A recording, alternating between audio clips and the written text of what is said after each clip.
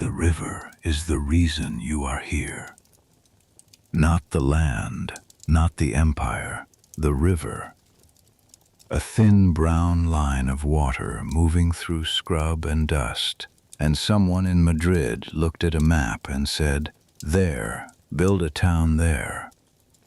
You are going to dig your hands into that dirt and not stop for the rest of your life. A governor reads your name aloud from a list. You are one of 44 people standing at the edge of the known world with everything they own on their backs, and a priest says a prayer, and that is how a city begins. The city has a name that takes 30 seconds to say in full. Los Angeles. That is what they will call it eventually.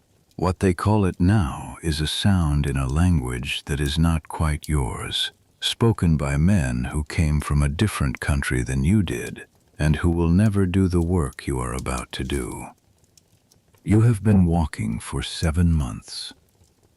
7 months from Sinaloa, across desert and mountain and the killing crossing at the Colorado River. 500 miles of it, with 3 children and a husband and everything that matters to you, loaded onto animals that die along the way and are replaced and die again.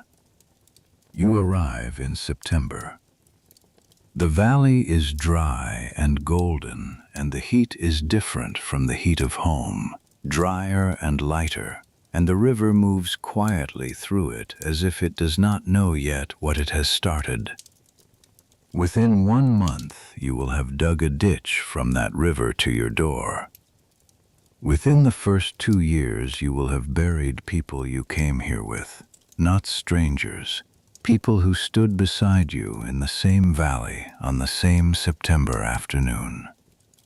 Within 10 years, you will have 40 neighbors and a harvest, and a name for this place that your children say like it is the only name the valley ever had. The walls of your house are made of mud. You made them, you and your husband, and the hands of people whose land this was before any of you arrived. You pressed the mud into bricks and stacked the bricks in the heat, and the walls dried and cracked, and you pressed more mud into the cracks, and it is your house, and it will stand for 30 years after you are gone. There is no doctor. There will not be a doctor in this entire settlement for 9 years after you arrive. When one finally comes, there is one of him and nearly 140 of you, and the distance between you and him is always the wrong distance when you need him most. The empire sent you here with a promise. The promise was land and a plot of farmland, and 10 years of supplies, and 4 cows, and 2 oxen, and 2 horses, and 2 goats, and 2 sheep, and 2 pigs, and an annual salary of 10 pesos a year for the first 2 years. The promise was that you would come to the edge of the world and build something, and in return the empire would take care of you. The empire is very far away. Spain is 8,000 miles away, and the nearest Spanish fort is a 3-day walk, and the nearest settlement of any kind is the mission 25 miles to the east, where the Franciscan priests live behind stone walls and grow their own food and are doing their own version of exactly what you are doing. You are 44 people in a valley with a river. Everything else is what you make of it. The city that grows from this moment will have 10 million people in it 244 years from now. You do not know that. You know the weight of a mud brick in your hands in September heat. You know the sound of the river at night. You know the names of your children. That is enough to start with. That is everything to start with. This is Quiet History at Bedtime. If this is your kind of story, a subscribe means everything right now. Every detail in this story comes from the historical record. Just relax and feel free to let this play as you drift off to sleep. Now, let us begin. Your name is Maria Josefa Quintero. You are 26 years old, and you were born in the province of Sinaloa, in the northwestern reaches of New Spain, in a place where the desert meets the sea and the land produces everything in the short season when the rains come and almost nothing in the long season when they do not. Your father was a laborer. His father was a laborer before him. You grew up knowing how to work before you knew how to count. You are what the Spanish colonial census calls mulata. This word matters. It matters in the way that the castas system, the racial classification structure of the Spanish Empire, makes everything matter, because your position in that system determines what you can own, who you can marry, what work you are expected to do, and how men with authority speak to you. Mulata means your blood carries both African and Spanish ancestry. The census officials who recorded your name in 1781 wrote it down with the same neutral precision they used for everything else. They did not mean it as a judgment. They did not need to. The system made the judgment for them. Of the 44 people who will found the city of Los Angeles, only 2 are white. 2 out of 44. The other 42 are a mixture that the Spanish colonial bureaucracy spent considerable effort documenting. Africans, people of mixed African and Spanish blood, indigenous people from Mexico, and mestizos of Spanish and indigenous descent. The founding document of one of the largest cities in the world is a record of people that the empire considered useful for building things in dangerous places. You are one of those people. Your husband is Luis Quintero. He is 30 years old, broad-shouldered, with hands that have done agricultural work since he was old enough to hold a tool. He is listed in the census as Negro, which means the colonial record identifies him as of full African ancestry, likely descended from the 200,000 enslaved Africans brought to New Spain during the Atlantic slave trade over the preceding 2 centuries. He is not enslaved. He is a free man, a colonist, a person who made a choice to come to this place, which is more than can be said for the ancestors whose blood runs in him. You have 3 children when you leave Sinaloa. The oldest is 7, old enough to walk the whole distance without being carried, and young enough to treat the journey as something other than the ordeal it is. The middle child is 4. The youngest is still nursing, still learning what the world looks like from the position of being carried. You carry him a long way. The recruitment for this expedition began in December of 1779. Governor Felipe de Neve of Las Californias had been tasked by the Spanish crown with establishing civilian settlements in Alta, California, to consolidate Spain's claim on the territory. The reasoning was strategic. Russia was expanding along the Pacific coast from the north. Britain was present to the south and east. Spain had missions and military forts along the California coast, but missions were run by Franciscan priests whose allegiance was ultimately to the church, and military forts required military supply chains that were expensive and unreliable. What Spain needed were civilian towns, pueblos, that could feed themselves and supply the military garrisons and exist as permanent fixtures of the empire without requiring constant maintenance from 8,000 miles away. Finding people willing to move to the edge of the world is not easy. The recruiting took a full year. Dreamy's agents traveled through the provinces of Sonora and Sinaloa offering inducements, land, livestock, tools, annual salary, and exemption from certain taxes for the first 10 years. They needed families, not soldiers, not priests, but ordinary people willing to build ordinary lives in extraordinary isolation. The families they found were families like yours. Agricultural laborers, people with skills and without prospects, people for whom the promise of land meant something tangible enough to outweigh the terror of 500 miles of desert. You agree to go. Luis agrees first. You agree because Luis agrees, and because the land is real, and because the alternative is Sinaloa for the rest of your life, which is not a bad life, but is a known one, and the known horizon of it sits at a distance you can already see. The expedition assembles in the early months of 1781. 11 families, 44 people, 11 men, 11 women, 22 children. The colonial administration records your names, your ages, your castas, your occupations. The list is precise in the way that lists made by bureaucrats far from the places they describe are always precise, capturing the information that fits in a column and leaving out everything that does not. What the list does not record is what you brought with you.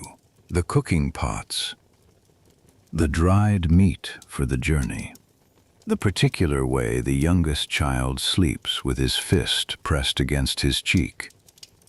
The expedition is also accompanied by 17 soldiers and followed by a second party driving the livestock.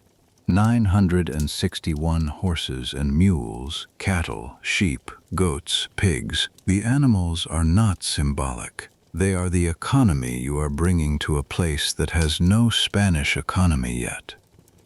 You depart in early February. The route north from Sinaloa follows the coastline for the first weeks, through country that is familiar enough that the journey feels like travel rather than departure. Then the familiar country ends. The desert opens ahead of you, wide and flat and brown, and the march becomes something else. The management of water and weight and the pace of children across ground that does not give anything back. The Colorado River is the crossing that everyone fears. It is not the width of it that makes it dangerous. It is the current and the season. In summer, the snowmelt from the mountains fills the river to something much larger and faster than its normal self, and the crossing that is merely difficult in winter becomes genuinely deadly in the wrong month. You cross it in late spring, when the water is high but not yet at its peak, and the animals cross first, many of them, and then the families cross on rafts and on horseback, and in water that reaches the belly of the horse, and the terror of it is real, and then it is done.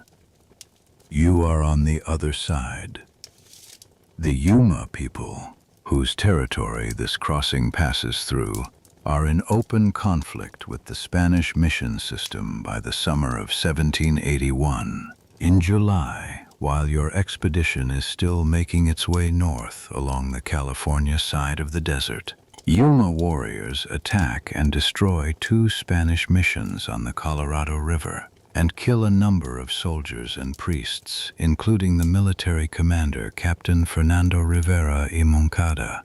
The attack closes the overland route from Sonora. The supply lines that were supposed to follow you north are severed. You do not know this yet.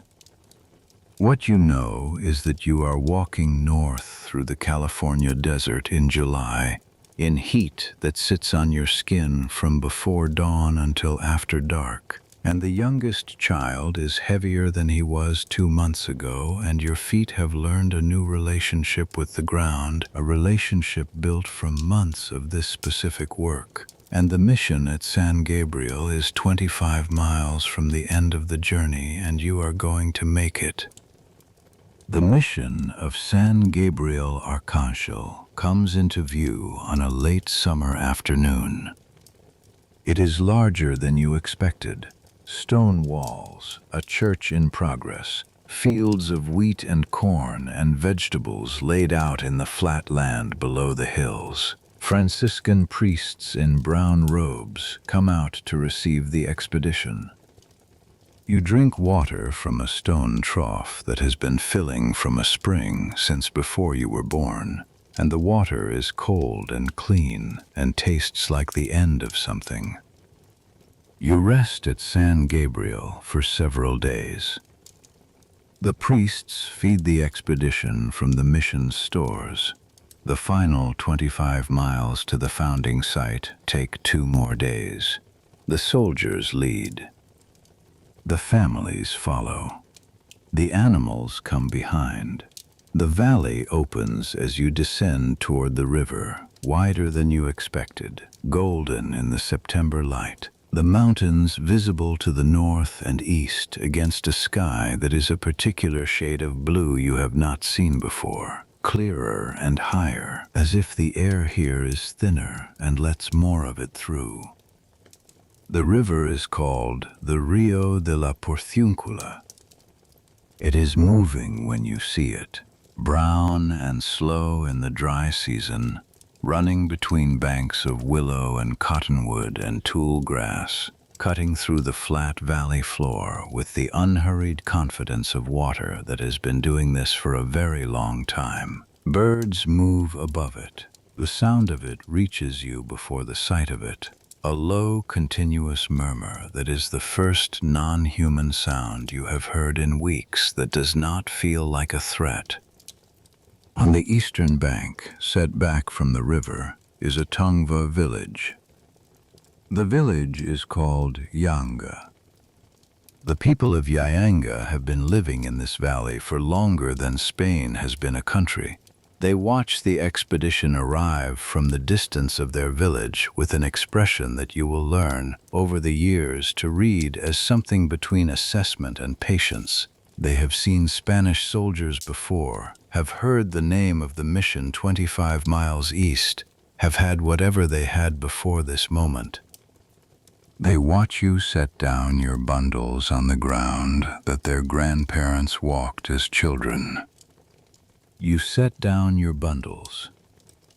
The soldiers mark the plaza boundaries on the flat ground above the river.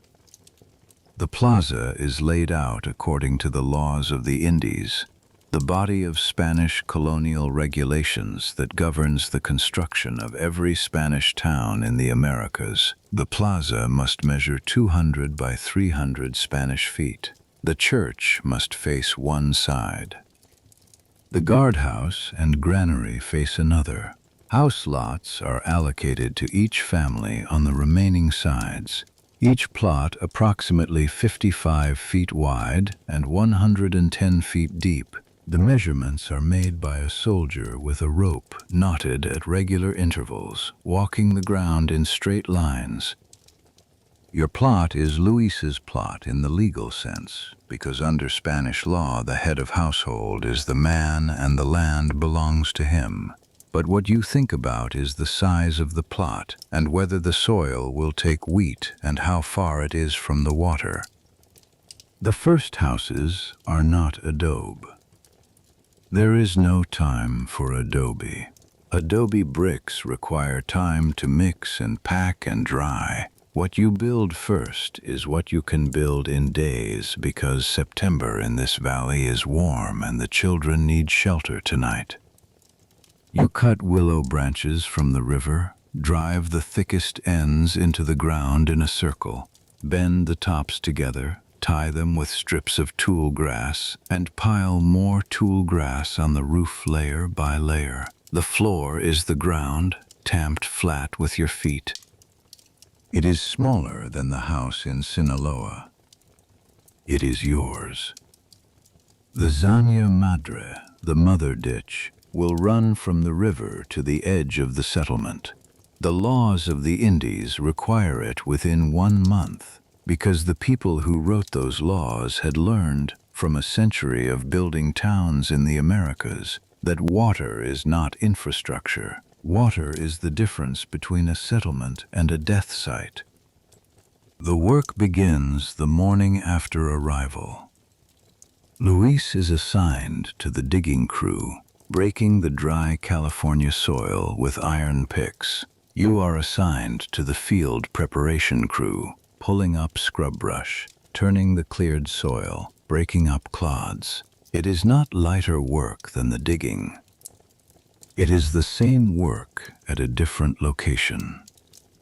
The 7-year-old carries things between the worksite and the camp. He has been working beside adults for his entire life and understands that his contribution is not symbolic. He does not complain. By the end of the first week, the outline of the settlement is visible.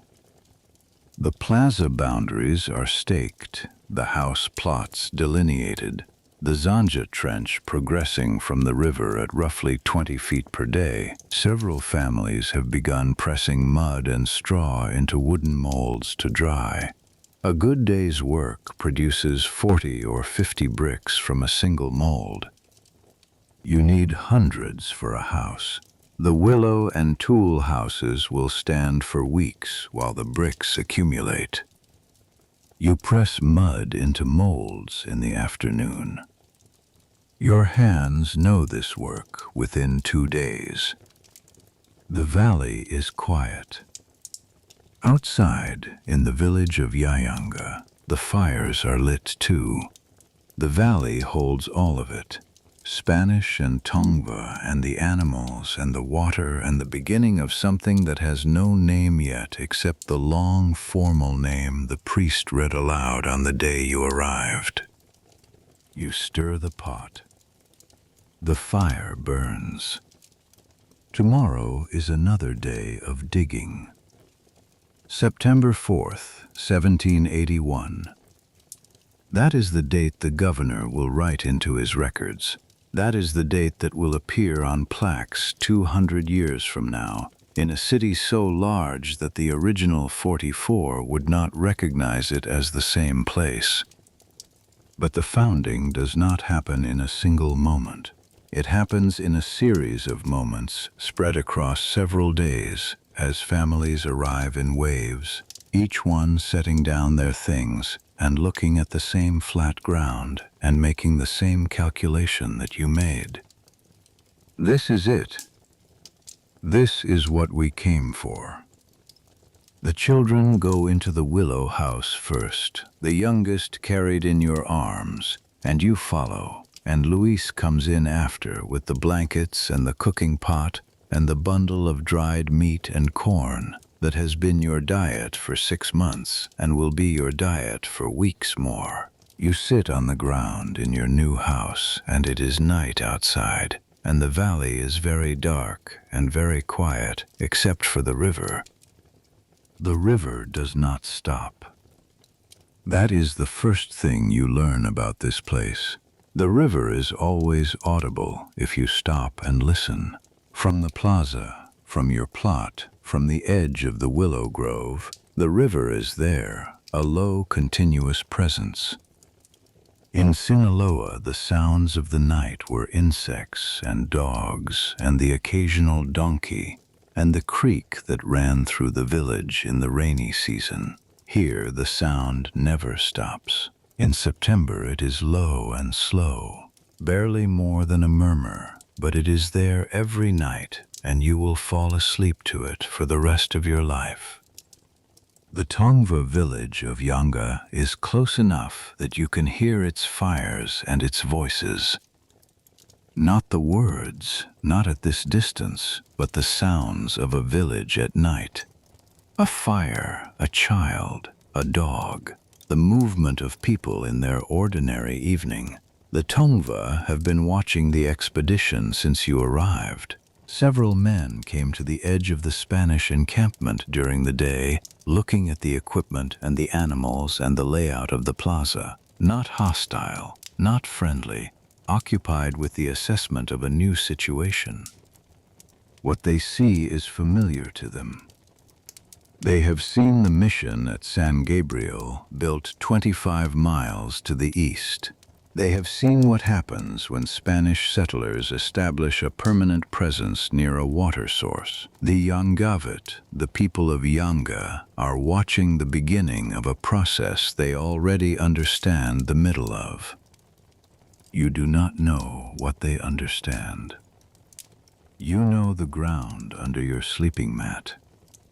You know the river. You know that tomorrow you will begin digging. By the end of September, the settlement has a shape. By the end of October, it will have water. By the end of the first year, it will have mud brick walls and a harvest and 44 people who are beginning slowly and without ceremony to call this place home.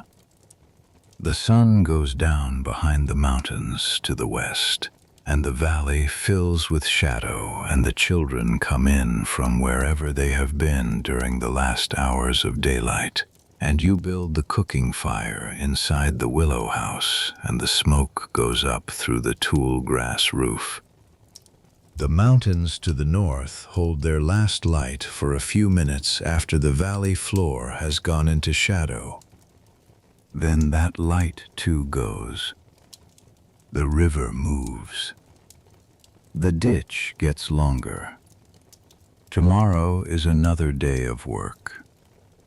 The Zanja Madra is finished in October. Not finished in the sense of polished or permanent, finished in the sense of functional, a channel of earth running from a brush weir at the river's edge, down a slight gradient, through the edge of the settlement, feeding into the smaller branch ditches that the soldiers marked out for the individual family plots. The channel is roughly 3 feet wide and 2 feet deep and open to the sky, and on the morning it first carries water from the river into the settlement. The entire 44 come out to watch.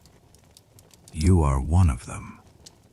The water comes slowly at first, a trickle that darkens the dry earth at the channel's leading edge, and then stops, absorbed too quickly by the thirsty ground. The men who dug the channel look at each other. Then the trickle becomes a flow, and the flow becomes a steady movement, and the water pushes the dry air smell out of the channel and replaces it with the smell of wet earth. The settlement has water. The ayuntamiento controls it. The ayuntamiento is the settlement's governing council, and one of its first acts is to establish rules for water distribution. The regulations are clear. Water is a community resource, not a private one. Spanish law does not recognize the private ownership of water rights. Every family is entitled to a share, distributed at designated times, and the zanjero, the water overseer appointed by the council, is responsible for maintaining the system and enforcing compliance. If you take water from the zanja without a permit, or at the wrong time, or in excess of your allocation, the zanjero can arrest you. You have your allocation. It runs to your kitchen plot in the late morning, on alternating days, and you learn the rhythm of it within the first weeks, the sound of water moving in the branch ditch that serves your row, the way it changes when the flow is good and when something upstream has blocked it. You learn to read the zanja the way you learn to read the weather in Sinaloa, as information carried by a medium that requires attention. The Tongva people of Yaanga helped build it. This is accurate. Tongva laborers from Yaanga performed a significant portion of the construction work in the settlement's first months, including some of the digging and most of the adobe building. The Spanish colonial system in Alta, California, relied on indigenous labor as a matter of practical necessity. The 44 pobladores are not enough people to build a settlement from nothing while also farming and managing livestock, and meeting the military's food supply obligations. What the Tongva receive in return is contested. Some receive payment in the form of goods, some receive food from the mission stores. The Yaanga Vit, the people of Yaanga, categorize the arrangement in ways the Spanish colonial record does not preserve, because the colonial record was written by the Spanish. What the record shows is that Tongva workers appear in the settlement from the first weeks, that they know adobe construction techniques at least as well as the pobladores, and that the first permanent buildings in what will become Los Angeles are built partly by hands the founding documents do not name. The first completed adobe structure is the granary. The harvest must be stored before the houses are finished, and the granary is communal and therefore receives communal labor and finishes first. Then the guardhouse, then the houses, starting with the families who had the most experienced adobe builders and working outward. Your house is the fifth or sixth to be completed. You move into it in November. What the adobe house gives you is not primarily warmth. It is permanence. Walls that do not shift in the wind. A roof that does not let in the morning dew. A floor that is hard earth but smooth earth, tamped and swept, with a fireplace at one end whose smoke goes up through a channel Luis built into the wall rather than seeping through the ceiling. You seal the roof with brea. The tar pits are a few miles to the west on the Indian Trail toward the ocean, and the brea, the black viscous tar that has been seeping out of the ground there for thousands of years, is the waterproofing material of choice for the flat adobe roofs of this settlement. You carry it in a clay pot, heated to make it pourable, and spread it across the dried mud of the roof with a flat piece of wood. The smell is thick and mineral and stays in your clothes for days. The Tongva have been using brea from those pits for longer than any Spanish colonial record exists. For waterproofing baskets, for caulking boats, for adhesive. The trail to the ocean exists because Tongva people made it, walking the same route between the valley and the sea for generations. You are walking their trail to collect their material to seal your house.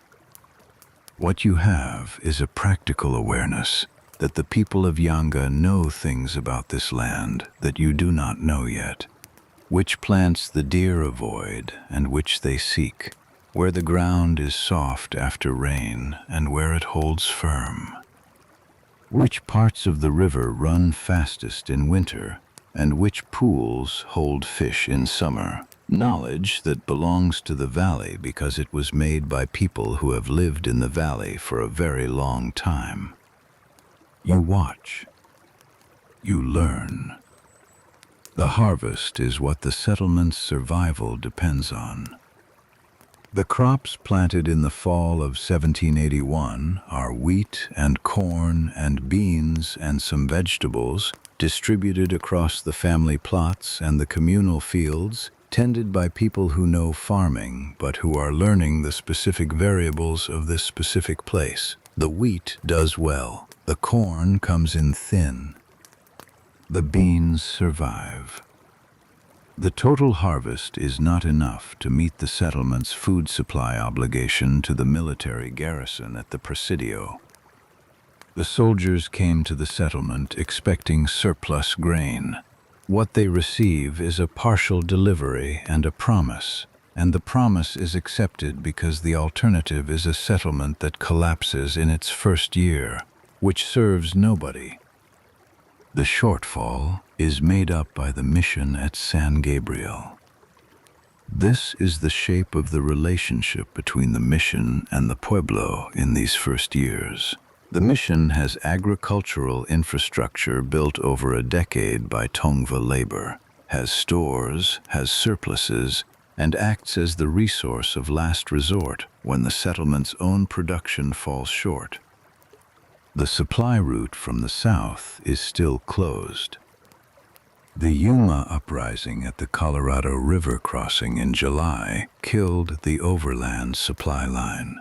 The tools, seeds, additional livestock, and periodic payment that the pobladores were promised from the colonial government in Sonora cannot arrive. What you have is what came with you and what the mission can spare.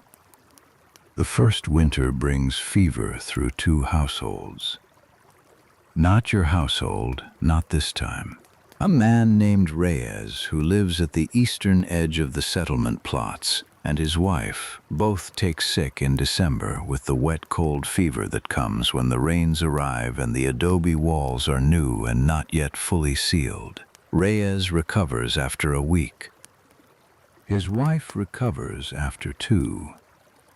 You bring them food while they cannot work. This is not charity. It is the practical understanding of a settlement that knows it cannot afford to lose a family unit. The Reyes will bring food to your house when your middle child takes sick the following summer, and the exchange will not be discussed or recorded. It is simply the way the settlement functions, the mutual maintenance that does not appear in any governor's report, but that is the actual reason the settlement survives. January brings the rain in earnest. The Los Angeles River, which in September was a brown trickle moving quietly through its wide sandy bed, is something different now. The winter rains fill it from the mountains, and the mountain water comes fast, and the river rises and spreads across its banks. The willow grove that was 30 feet from the settlement's edge is now 10 feet from the water's edge. The river has not flooded the plaza, but it has shown you what it is capable of.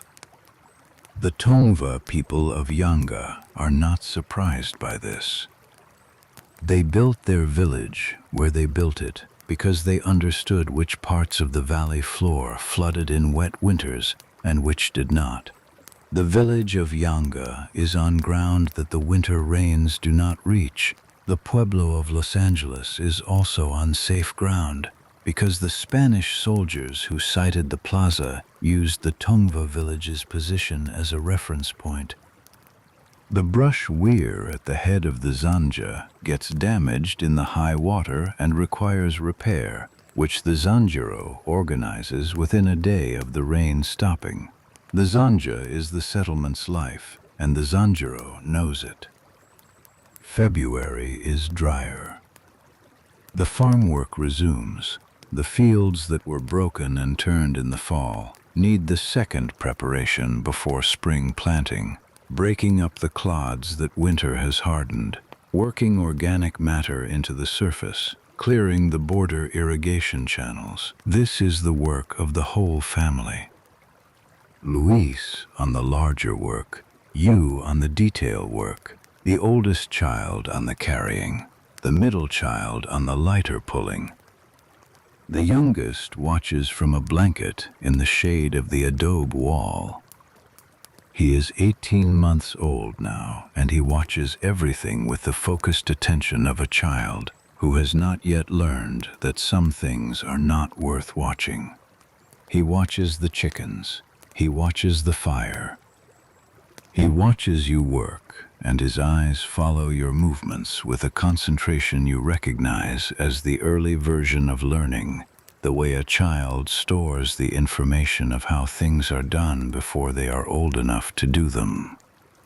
The pobladores are owed wages. The first year's salary is 10 pesos per settler. For 11 families, that is 110 pesos. 10 pesos is the difference between buying a tool you need and not buying it, between trading for a length of cloth and going without. The wages do not arrive in the first year. They do not arrive in the second year either. The colonial administration's accounting is distant and slow. and the frontier is far from the desk where such things are processed. Luis does not complain about this to the soldiers. You do not complain about it to anyone.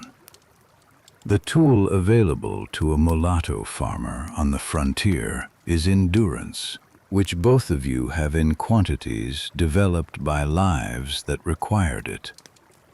Spring comes to the valley quietly. The rains taper in March, and the hills that greened in December begin to dry toward yellow, and the mornings are warm and clear, with a quality of light that you are beginning to recognize as specific to this place, a golden clarity that comes from the west off the sea that you have never seen, but can smell on certain days when the wind comes from that direction. The planting begins in March. Wheat goes into the prepared fields in rows, seeded by hand from the grain stores that carried over from the previous year. Corn in a different plot. Beans interplanted with the corn in the way that farming in this part of New Spain has always been done. The Three Sisters system, corn and beans and squash growing together. The corn providing a trellis for the beans fixing nutrients in the soil, the squash shading the ground to hold moisture. You plant squash along the edge of the field near the zanja branch. The squash vine grows fast in warm weather, and by May it has covered the ground between the corn rows in a thick green sprawl. You pick the first squash in June, and it is heavy and pale yellow, and you cook it with the corn and beans from the same field, and the meal is unremarkable, and it is yours, grown in this ground, cooked in this house, eaten in this valley. The oldest child has grown 2 inches since September. He has taken to the river in the way children take to water when water is available, spending his free hours along the bank with the other settlement children, learning the shallows, learning where the fish are, coming home in the evenings with wet feet and a detailed knowledge of the geography of the riverbank that you do not have. He is becoming a Los Angeles child. This place is making something of him that Sinaloa would not have made, and the making is not yet finished. And what it will produce is something you are watching develop in the same way you watch the squash vine develop, daily and imperceptibly, and then suddenly further along than you expected. The mountains at the north end of the valley catch the last light of the afternoon on their peaks and hold it for a few minutes after the valley floor has gone into shadow. You watch this from outside your adobe house with your hands still carrying the smell of the field and the youngest child on your hip. And the valley is very large and very quiet. Not legally yours. The land belongs to Luis in the legal sense, but in the daily sense, in the sense that matters when you are standing on it at the end of a day's work. This valley is the place you are. The fire needs wood. You go inside. Tomorrow is another planting day. The cook is a woman named Dolores, who arrived as part of another original family, and who has the philosophical outlook of a person who has spent years feeding people in conditions designed to make good food impossible. She is not a good cook in any conventional sense. What she is efficient. In the evenings, the women sometimes cook together at the communal fire near the plaza, when their own fires are low on fuel, and the exchange is practical. Someone with more corn contributes corn, someone with more dried chili contributes chili, and the resulting pot feeds more people than any individual fire would have managed. The children eat from it without ceremony. This is not recorded in any ledger. It happens at the edge of the settlement in the evenings, in the partial darkness between one fire and another, and it is the actual social structure of the settlement the thing that holds it together below the level of the ayuntamiento and the tanjero and the governor's reports. A soldier named Vega, who arrived with the escort party and stayed when his assignment ended, begins to court the oldest daughter of the Mesa family in the 3rd month of the settlement. The Mesa family are among the African descent pobladores, and Vega is mestizo, and the casta system has specific opinions about this kind of union, opinions that translate into social pressure from the settlement's 2 purely Spanish descent members who say things at the monthly mass that land sideways and are understood by everyone present. The pressure does not stop the courtship. The settlement is 44 people, and the mathematics of available partners override the hierarchy of blood when both parties are willing. They marry the following spring. The priest comes from San Gabriel and performs the ceremony, and the settlement attends, and the casta commentary stops, because the marriage is a fact, and facts end certain kinds of argument. You watch the ceremony from the 3rd row.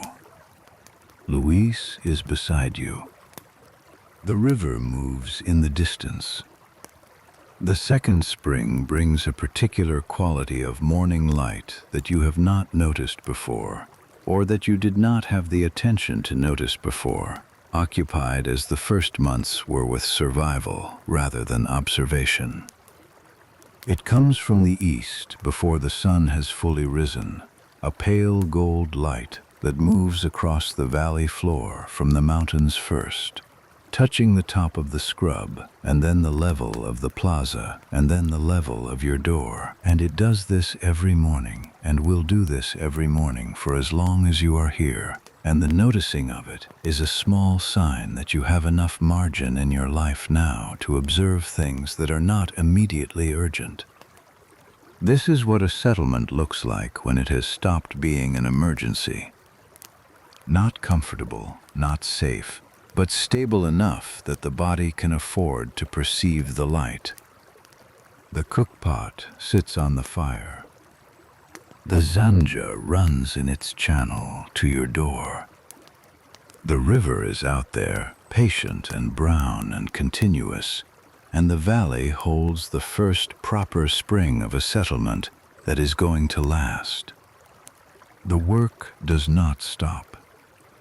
It never stops. But something has shifted underneath it, a solidifying, the way ground firms up after the rains have soaked in and dried. The mountains are in the north.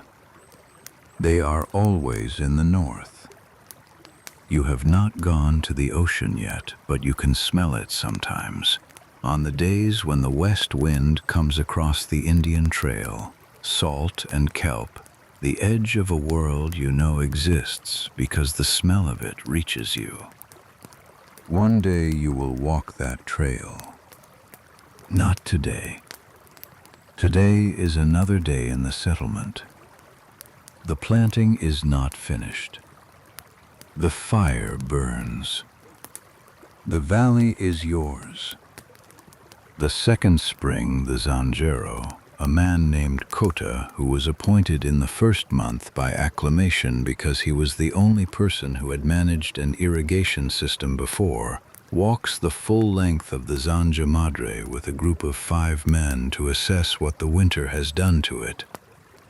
What the winter has done is predictable and manageable. Silt from the floodwater has accumulated in several sections, reducing the channel's depth. The earthen walls have eroded in 3 places where the water runs fastest. The brush weir at the head of the channel needs rebuilding entirely. Kota organizes work parties for each repair, and the repairs take 2 weeks, and when they are finished, the Zanja runs better than it did before the winter. This is the rhythm of maintenance. Not dramatic, not the crisis of the first construction, just the ongoing attention that any system requires to function, the labor that is invisible when it is done and catastrophic when it is not. Kota will organize this assessment every spring for the rest of his working life, and after him his son will organize it, and after his son a man who came to the settlement in the 7th year and learned the Zanja's behavior by working beside Kota for a decade. The knowledge transfers, person to person, season to season. The specific understanding of how this particular water system behaves in this particular valley accumulating in the people who tend it, becoming part of them the way the meted grinding motion becomes part of your hands, the way the river's sound becomes part of your sleep. The spring light comes across the valley. The corn is in the ground. The Zanja runs. The second summer is harder than the first. Not because the work is more. The work is the same fields and the same Zanja and the same animals to manage and the same adobe walls to maintain where the winter rains have softened the corners. The second summer is harder because the first summer was the last summer that contained the energy of arrival. The energy of arrival carries a person further than they expect, and then it is gone, and what is left is the work itself, without the momentum of newness. You understand this by July. You understand it in the specific way that your body understands things before your mind puts language to them. A heaviness in the mornings that the first year did not have. A longer interval between the sound of the birds and the moment you rise. A quality of reluctance that is not laziness, but is something like the body presenting an honest accounting of what it has spent and what it has not yet recovered. Luis understands it too. You know this because Luis sleeps later than he did the first year, and because his hands, which have always moved constantly, hover sometimes in the evenings over the tool he is repairing or the cord he is braiding, hovering without moving. Neither of you speaks about this. There is no language for it that is available in a settlement of 44 people that cannot afford to be tired. The fields are better this year. The second year's planting benefits from what the first year taught, which is the specific behavior of this specific soil, where it holds moisture and where it drains too fast, which sections the river water reaches easily and which require more work. The corn is taller by August than last year's corn was. The wheat came in fuller. The bean rows are thick enough that you have a genuine surplus for the first time, enough to meet the obligation to the military and have something left over to store. The granary receives the surplus. The granary is a long, low adobe building at the edge of the plaza, the first permanent structure completed after the founding, and its contents are managed by the ayuntamiento, a community resource, distributed according to need, accounted for in the records that the settlement's secretary maintains in a ledger written in Spanish. You cannot read the ledger. This is not unusual and not a disadvantage in any practical sense. You know what is in the granary because you put some of it there, and you know your allocation because the Zanjero's assistant tells you when you ask. The ledger is for the governor's reports. The conversation is for the living. The third child is walking now.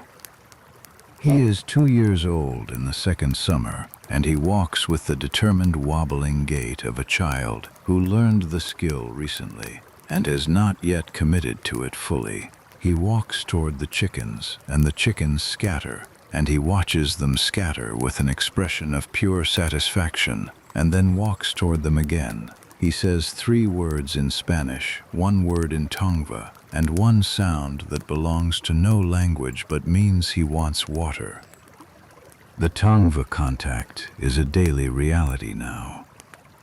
Not intimacy, not friendship in any formal sense, but the yang of it, the people of the village immediately east of the settlement, and the pobladores exist in close enough proximity that the children have developed a working vocabulary of each other's language, and the adults have developed a working vocabulary of exchange. You give corn. They show you which plants along the river treat the stomach sickness that comes in summer. You give dried beans. They show you where the ground is soft enough to find the clay that makes better water pots than the clay from the riverbank. This is not recorded in any ledger. It happens at the edge of the settlement in the afternoon, between women carrying things, in the partial language of gesture and repeated words that people develop when the need for communication exceeds the available shared vocabulary. The woman from Yaanga who trades with you most often is older than you, perhaps 40, with a specific economy of movement that you recognize as the movement of someone who has been working a long time and has learned to spend exactly the energy required and not more. You do not know her name. She does not know yours. You know the Tongva word for corn, and she knows the Spanish word for beans, and between those two facts you have managed, over the past year, to establish something that works. You think of her sometimes when you are grinding corn. The grinding is done on a stone metit that you brought from Sinaloa, and the motion of grinding, the back and forth pressure that turns dried corn kernels into masa, is the same motion your mother did in Sinaloa and her mother did before her. The woman from Yaanga grinds corn too, on a different stone with a different technique, but the same idea, the same conversion of stored grain into food, the same motion that women have been doing in this valley since before Spain was a country. The summer illness comes in August. It comes on quickly, with fever and stomach pain and a particular kind of weakness that empties a person out, and it moves from one household to the next over the course of 3 weeks. The oldest child gets it first. He is 8 and healthy, and the fever runs high for 4 days, and you do what you know how to do, which is cool water on his face and the herb tea that the woman from Yaanga showed you, a preparation made from a plant that grows in the damp ground near the river, boiled until the water is dark, given cool twice a day. He recovers on the 5th day. The fever breaks in the night, and in the morning he is hungry, which is how you know. The middle child gets it next. She is 5 and smaller than her brother, and the fever runs higher and lasts longer, and on the 3rd night she is so hot that you sit beside her until dawn without sleeping, listening to her breathe, counting the intervals. The fever breaks on the 4th morning. You sleep for 2 hours after it breaks, and wake to find Luis watching the children. He says nothing. You say nothing. The youngest does not get it. The youngest is 2 years old and has been eating food from this valley since he was old enough to eat solid food, and his body has developed some accommodation to whatever lives in the water and the air and the soil of this place, that the older children who arrived from Sinaloa have not fully developed. You do not understand this in these terms. What you understand is that he did not get sick, and you are grateful. There is no doctor within reach. What there is accumulated practice, the practical medicine of women who have managed illness in families without professional assistance their entire lives, supplemented by the botanical knowledge of the Tongva who have been managing illness in this specific valley, in this specific climate for generations. The combination works often enough that the settlement's first years produce few deaths from illness. The combination does not always work. Manuela Camero is 34 years old, and she arrived with the settlement in September 1781 with 2 children and a husband, Antonio Mesa, who is one of the other African descent men among the pobladores. In the second summer, Manuela miscarries in her 7th month, and the blood does not stop, and there is nothing anyone can do, and she dies on a Tuesday in August. Antonio Mesa buries her at the edge of the settlement's small cemetery. The cemetery, until this moment, has held the grave of old Rodrigo Salazar, the eldest of the original settlers, who died of a chest sickness in the first winter at age 63. He was the first. Manuela is the second. The settlement is 2 funerals old now, and both graves are marked with wooden crosses that Luis helped plant in the dry California soil. And the dry California soil is easy to dig, and you think about this later in the way that minds work on the periphery of things that cannot be looked at directly. You help wash Manuela's body. This is the work that falls to the women, and you do it without being asked, because this is the work that always falls to the women, and it has always fallen to the women, and there is no other arrangement available. You wash the body and wrap it in the best cloth Manuela owned, and you and Antonio's sister carry her to the grave.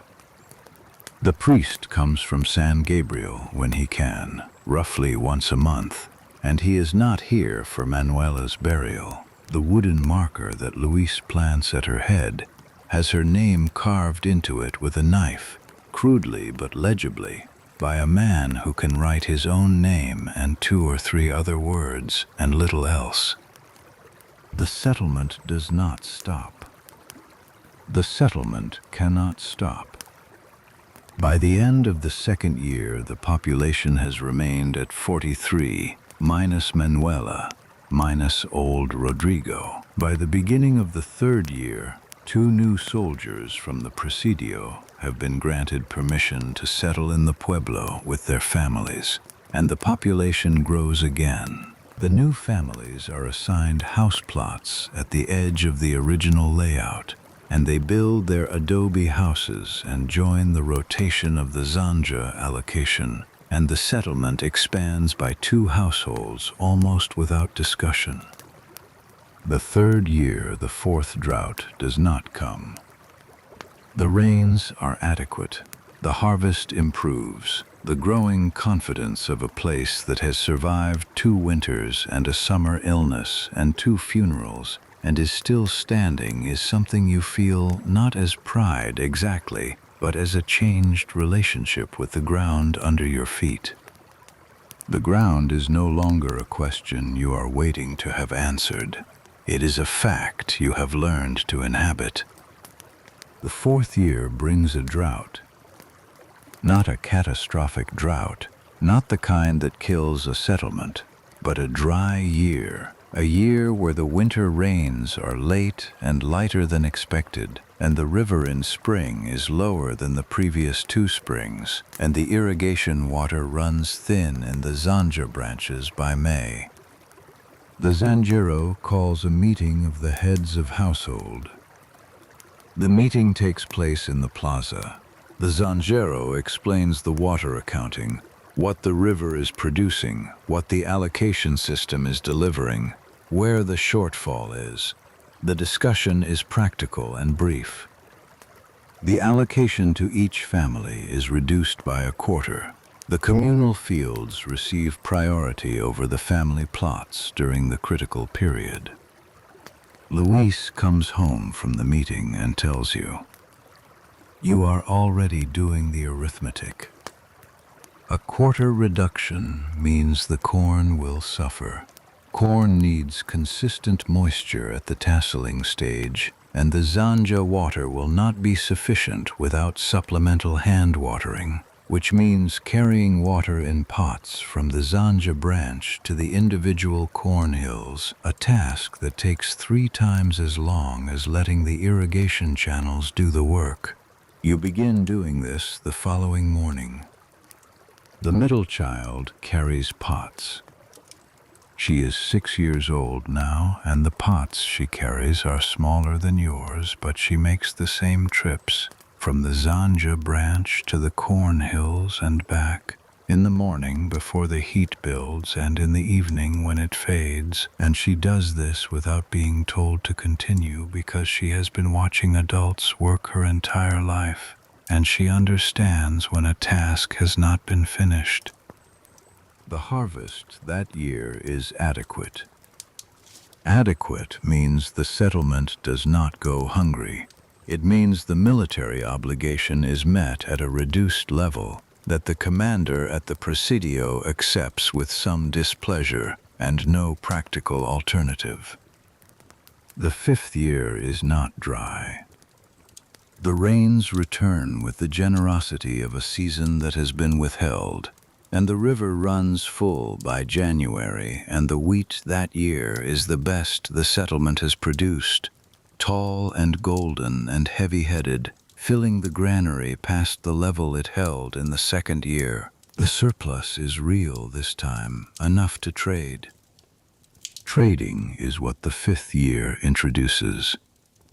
Real trade, organized through the ayuntamiento, with the mission at San Gabriel, and occasionally with supply ships that anchor at San Pedro, the coastal landing south of the settlement, and send agents inland to buy grain and tallow.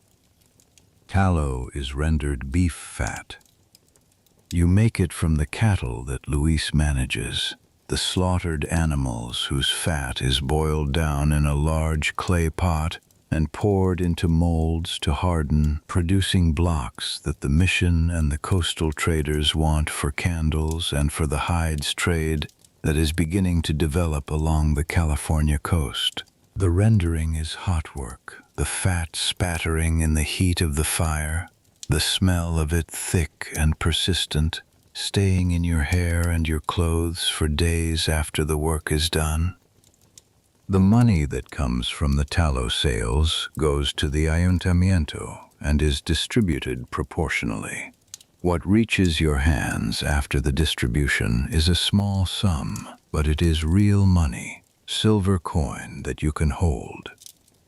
In Sinaloa, money was something that passed through your hands.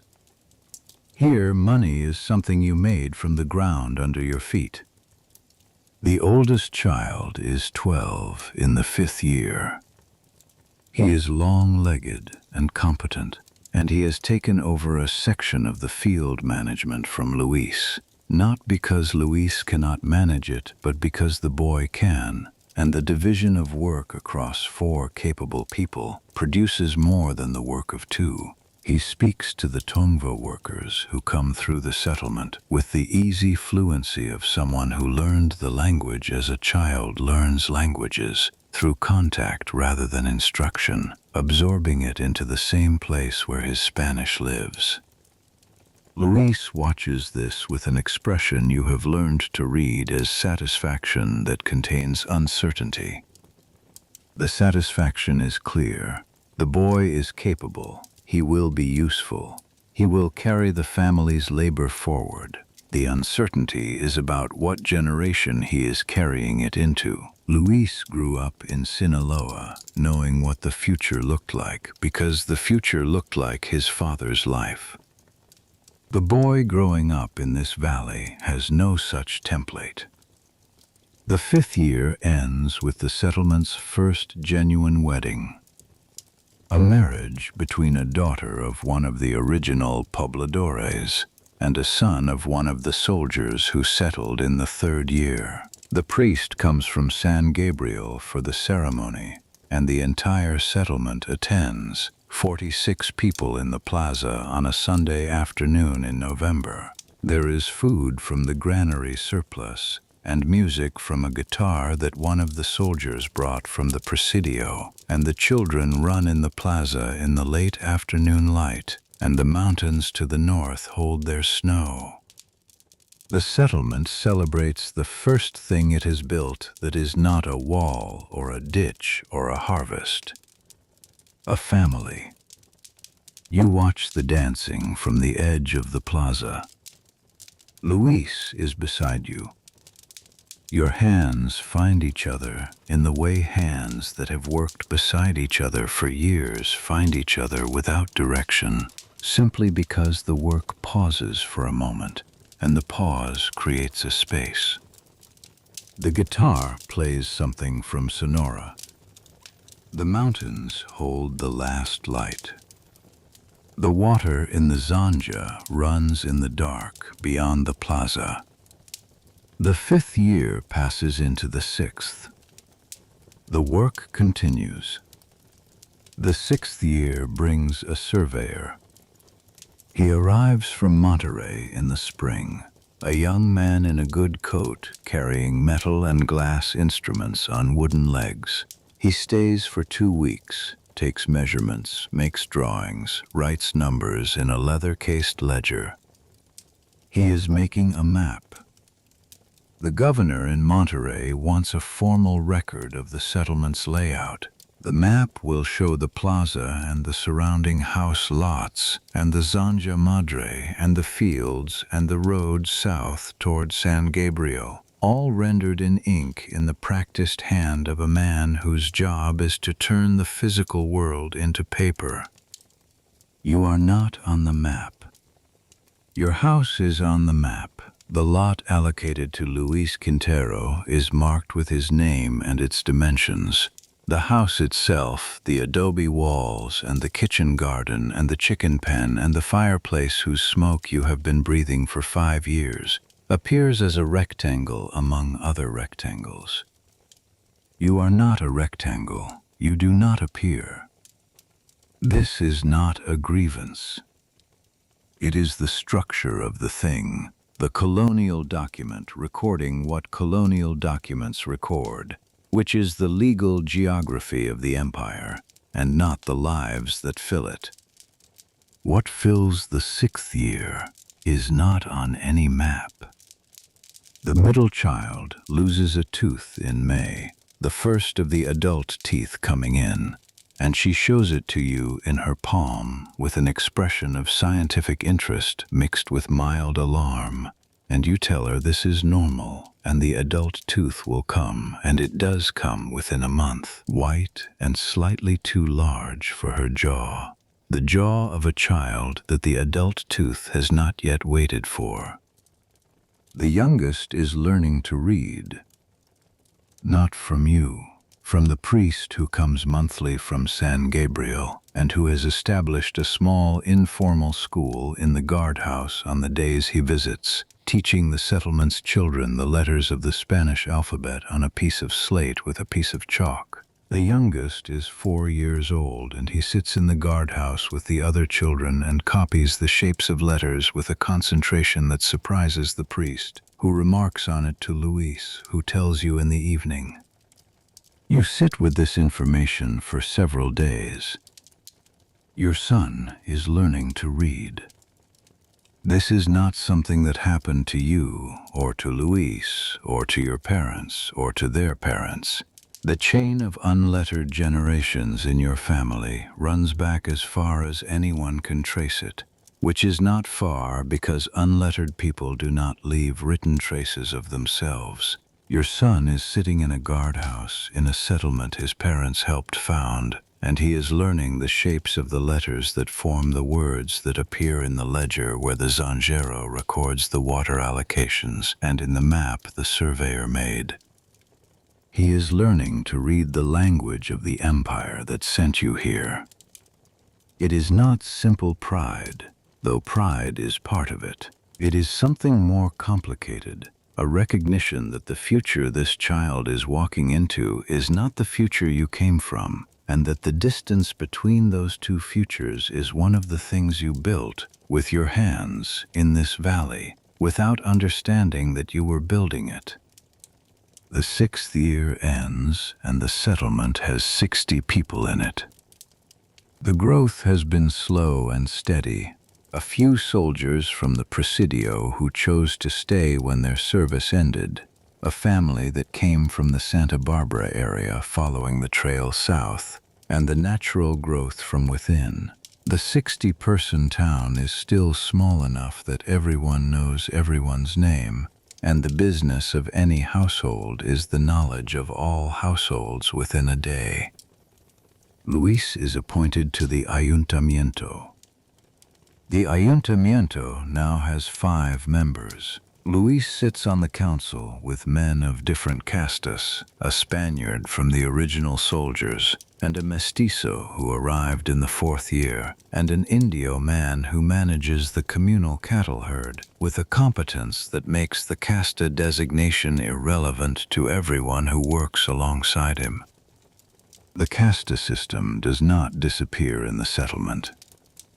But in a settlement of 60 people on the frontier of the Spanish Empire, 8,000 miles from the capital, the hierarchy of blood operates at a reduced pressure. The man who can fix the zanja when it breaks in January is a more important person than his casta designation suggests. The woman whose herb preparation reduced the settlement's summer illness casualties is a more important person than her mulatta status implies. You cannot afford to waste what someone can do because of what they are.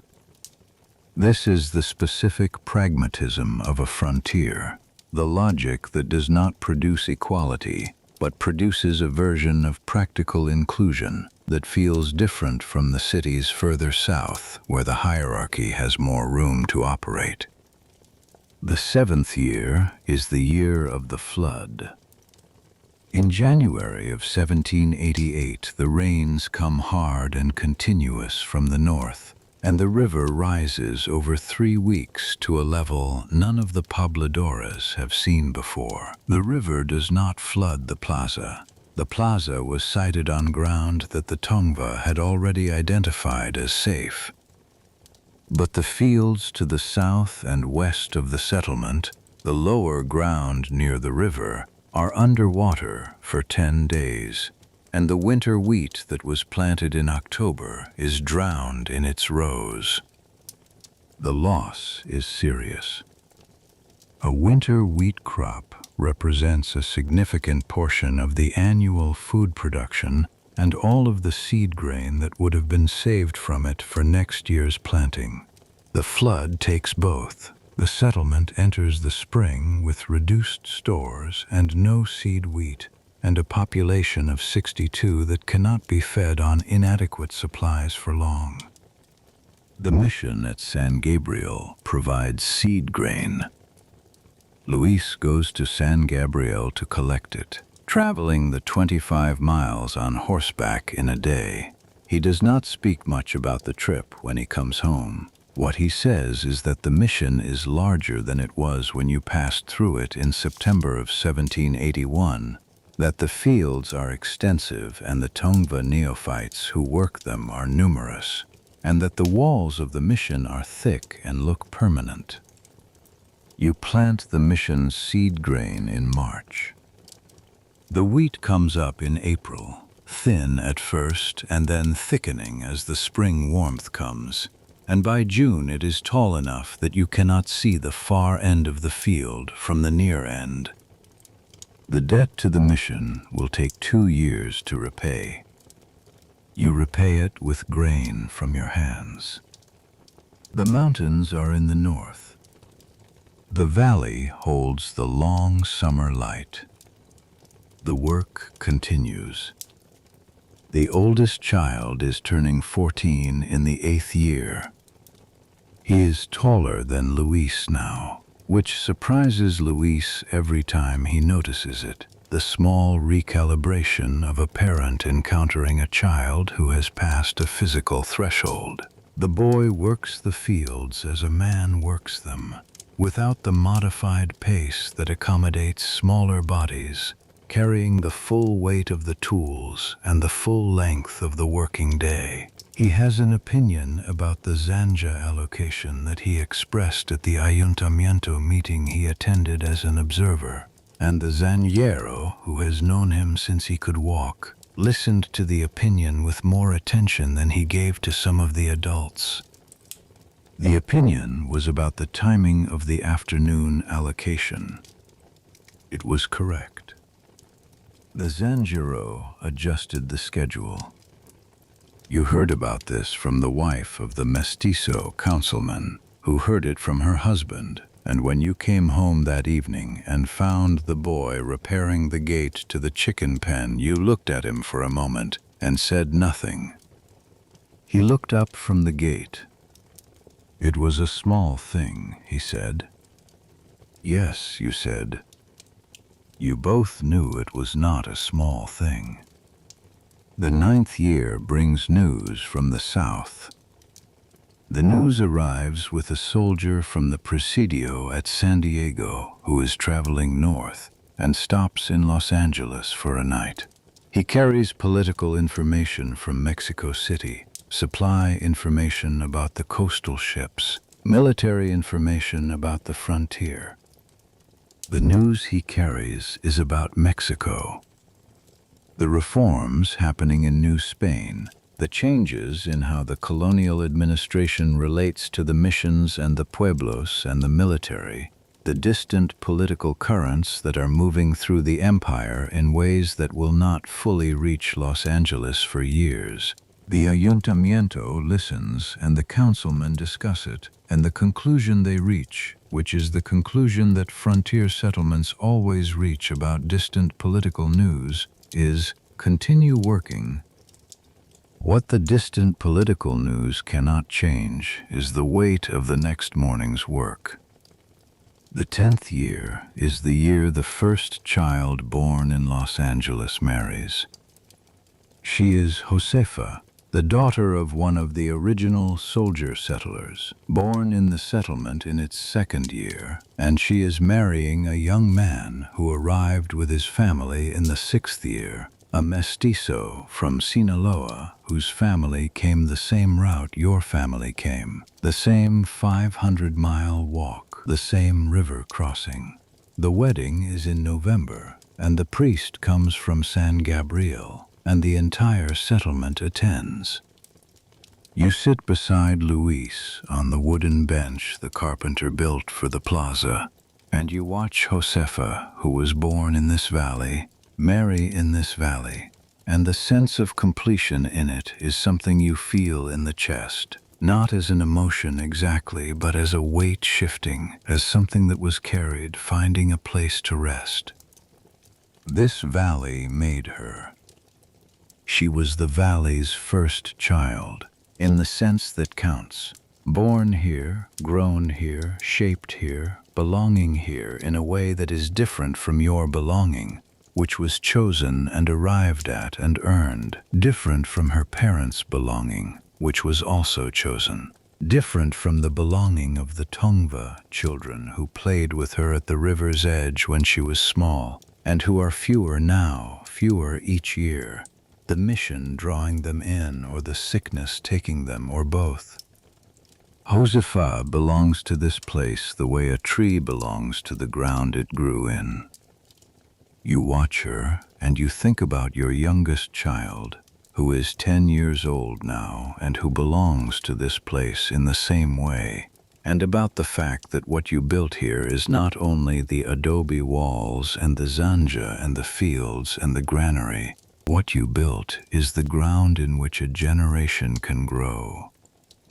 This is the work that does not appear in the governor's reports. It does not appear in the surveyor's map. It appears in Josefa's face at her wedding, in the particular quality of presence that a person has when they are exactly where they were made to be. The priest reads the ceremony. The guitar plays the song from Sonora. The plaza fills with the noise of 71 people celebrating the thing that no settlement can produce in its first year, but that a settlement cannot continue without, the evidence that it will outlast the people who built it. Luis takes your hand. The mountains hold the last light. The zanja runs in the dark at the edge of the settlement. After the wedding, you and Luis walk back to the adobe house side by side. The path from the plaza to your door is a path you have walked 10,000 times, every morning and every evening for 10 years, and your feet know every variation of it, every place where the ground dips slightly, and every place where the adobe wall of the neighboring house throws a shadow at midday. You go inside.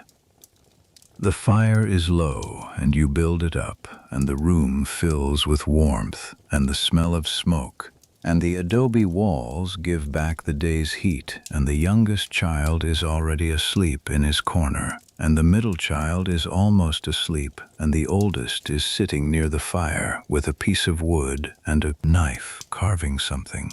He looks up when you come in and nods and goes back to the carving.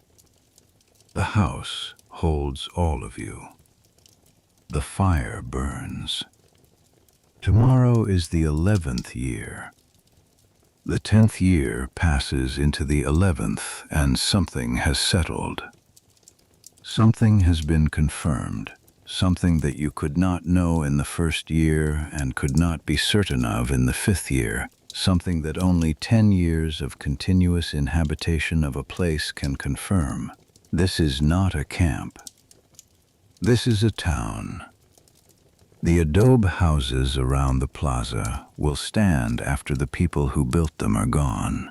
The Zanja Madre will carry water to fields that do not yet exist, planted by hands that are not yet born.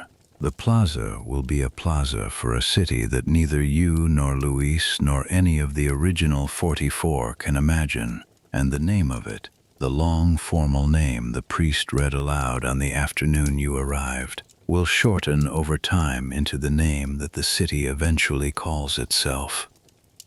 Los Angeles. You do not know this yet.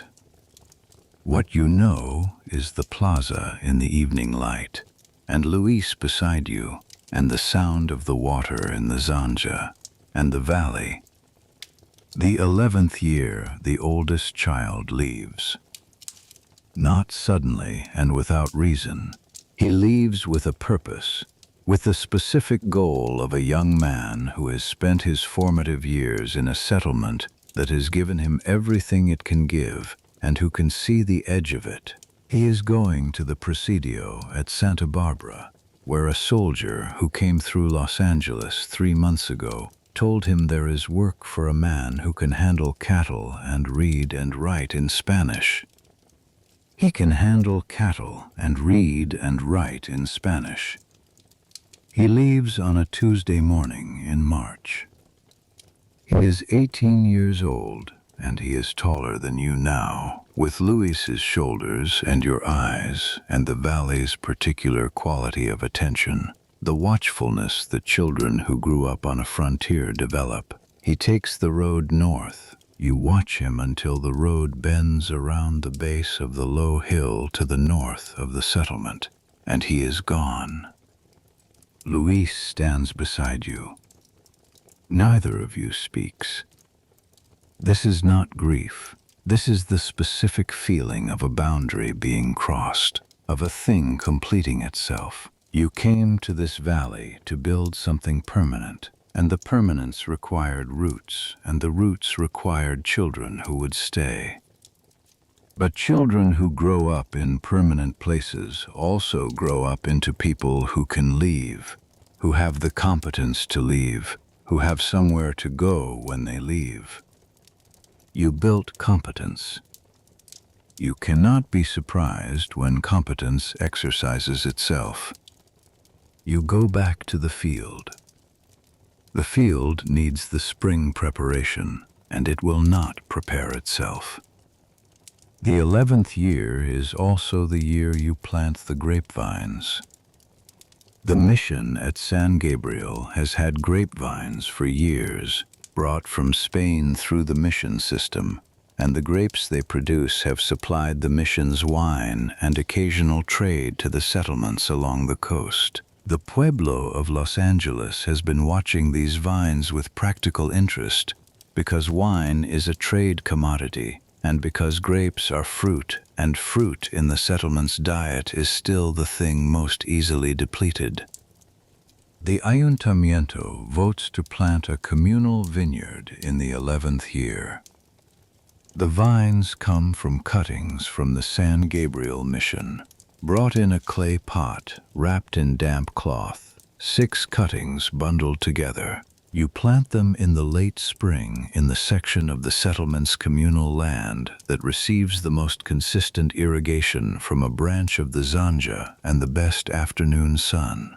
You set each cutting at an angle in a hole prepared with composted material from the fields, deep enough to anchor it, and you press the soil firmly around it, and you water it immediately and every day thereafter through the dry months. 4 of the 6 vines take. By August, they are producing new growth at a rate that is visible week to week. You watch them the way you watch the children, with the specific alertness of a person who has put something into the ground and needs it to come up. The 12th year, the oldest son sends a letter.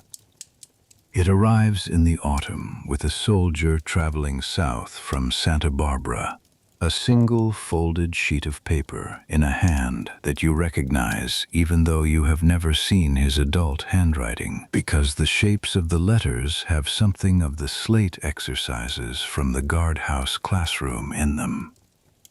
Luis reads it to you.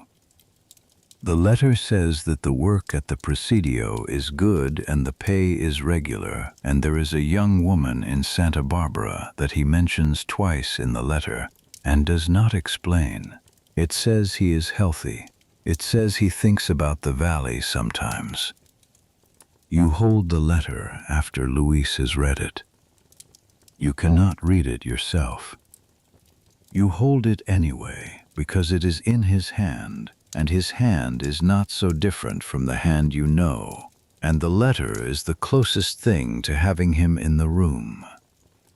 The 12th year is also the year the middle child marries. She is 17, which is the age at which women in colonial California typically married. She marries a young man who arrived with his family in the 8th year, a mulatto like yourself, the son of a laborer who came up from Sinaloa following the same route your family took. The wedding is in October, in the plaza, under a sky that is the deep and clear blue of California in autumn, the kind of sky that you have been watching for 12 years and that you still find remarkable. The priest comes from San Gabriel. He is a different priest from the one who came in the early years. The original priest retired to the mission some years ago, and this priest is younger, recently arrived from Mexico, still adjusting to the California light with the slight squinting quality that newcomers have before the brightness settles into normal for them. Your daughter is married in the plaza of the settlement her parents built with their hands. Luis puts his arm around your shoulders. The guitar plays. The mountains stand in the north. By the end of the 12th year, the settlement has 83 people. The population record in the governor's annual report for 1791 will show 31 families and 139 residents 10 years after founding. The numbers climb slowly through the 1790s as the settlement solidifies. The children born in the settlement are becoming parents themselves, the second generation turning into the third, the founding 44 receding into the town's memory as the town itself grows past them. You are still here. Of the original 44 who arrived in September 1781, most are still in the settlement in the 12th year.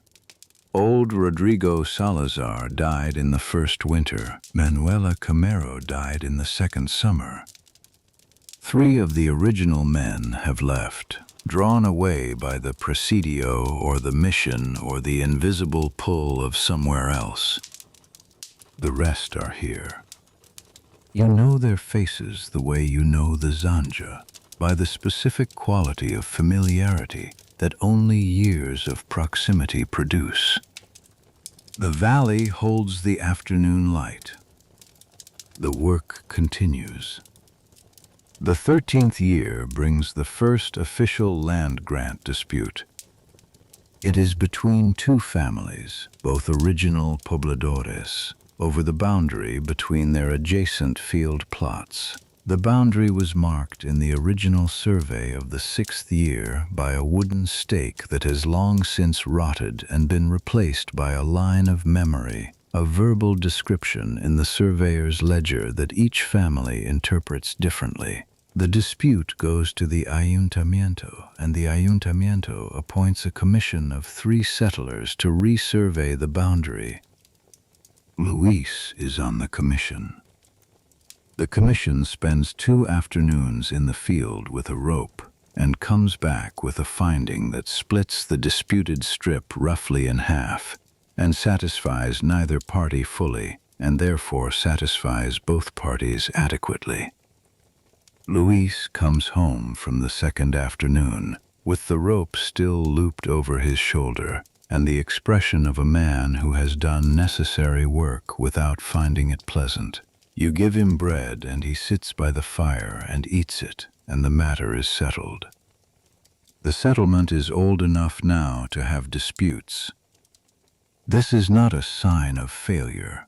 It is a sign of maturity, of a community complex enough to require adjudication, complex enough that the competing interests of its members require a structure to resolve them. A camp of 44 people does not have land disputes. A town of 80 does. The 14th year is the year you notice the mountains differently. This is not a large observation. It is the kind of observation that arrives in the 14th year of living somewhere, when the place has been fully absorbed into the background of your perception, and then something shifts slightly, and you see it again as if for the first time. What shifts is the angle of the summer light. It comes from the south in midsummer, that long western light of the July afternoon, and it hits the San Gabriel Mountains at the angle that produces a particular quality of gold on the lower slopes, a warm amber that is different from the harsh noon white and different from the pink of sunset. You have been seeing this light for 14 Julys. On this particular July afternoon, you are coming back from the field with a bundle of corn stalks over your shoulder, and the light hits the mountains and you stop walking. You stand on the road between the field and the plaza, and you look at the mountains. They are the same mountains. You are different. You are 39 years old, which in this settlement, in this era, is middle age, and your hands are the hands that have built this place and maintained it for 14 years. Something in the quality of the afternoon light makes you see both things simultaneously, the familiarity and the original strangeness, the mountains as they are, and the mountains as they were on the 1st September when you stood beside the river and the priest read the long name, and the valley was a question you had not yet begun to answer. The bundle of corn stalks is heavy. You shift it on your shoulder. You walk home. The fire is already lit when you arrive. The youngest child lit it because he is 12 years old now, and he knows what time you come home from the field, and he knows the fire needs to be lit by then.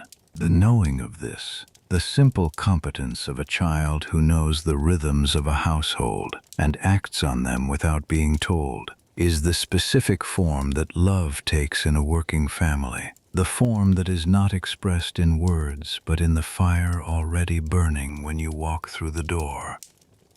You set down the corn stalks. You put your hands near the fire. The valley is outside. The water moves in the Zanja channel to your door. Tomorrow is the 15th year. The 15th year the grapevines produce their first fruit. 4 years after planting, the vines have established themselves along the wooden stakes the carpenter built to support them. In the summer of the 15th year, they produce clusters of small, dark grapes, not many, not enough for wine in any quantity, but enough for eating, and enough to confirm that the vines have found the valley acceptable. You eat a grape from the vine in August. It is warm from the sun and sweet with a slight tartness underneath. The taste of it is nothing like anything else in your diet, which after 15 years still runs primarily to corn and beans and wheat and dried meat. Grapes are luxury.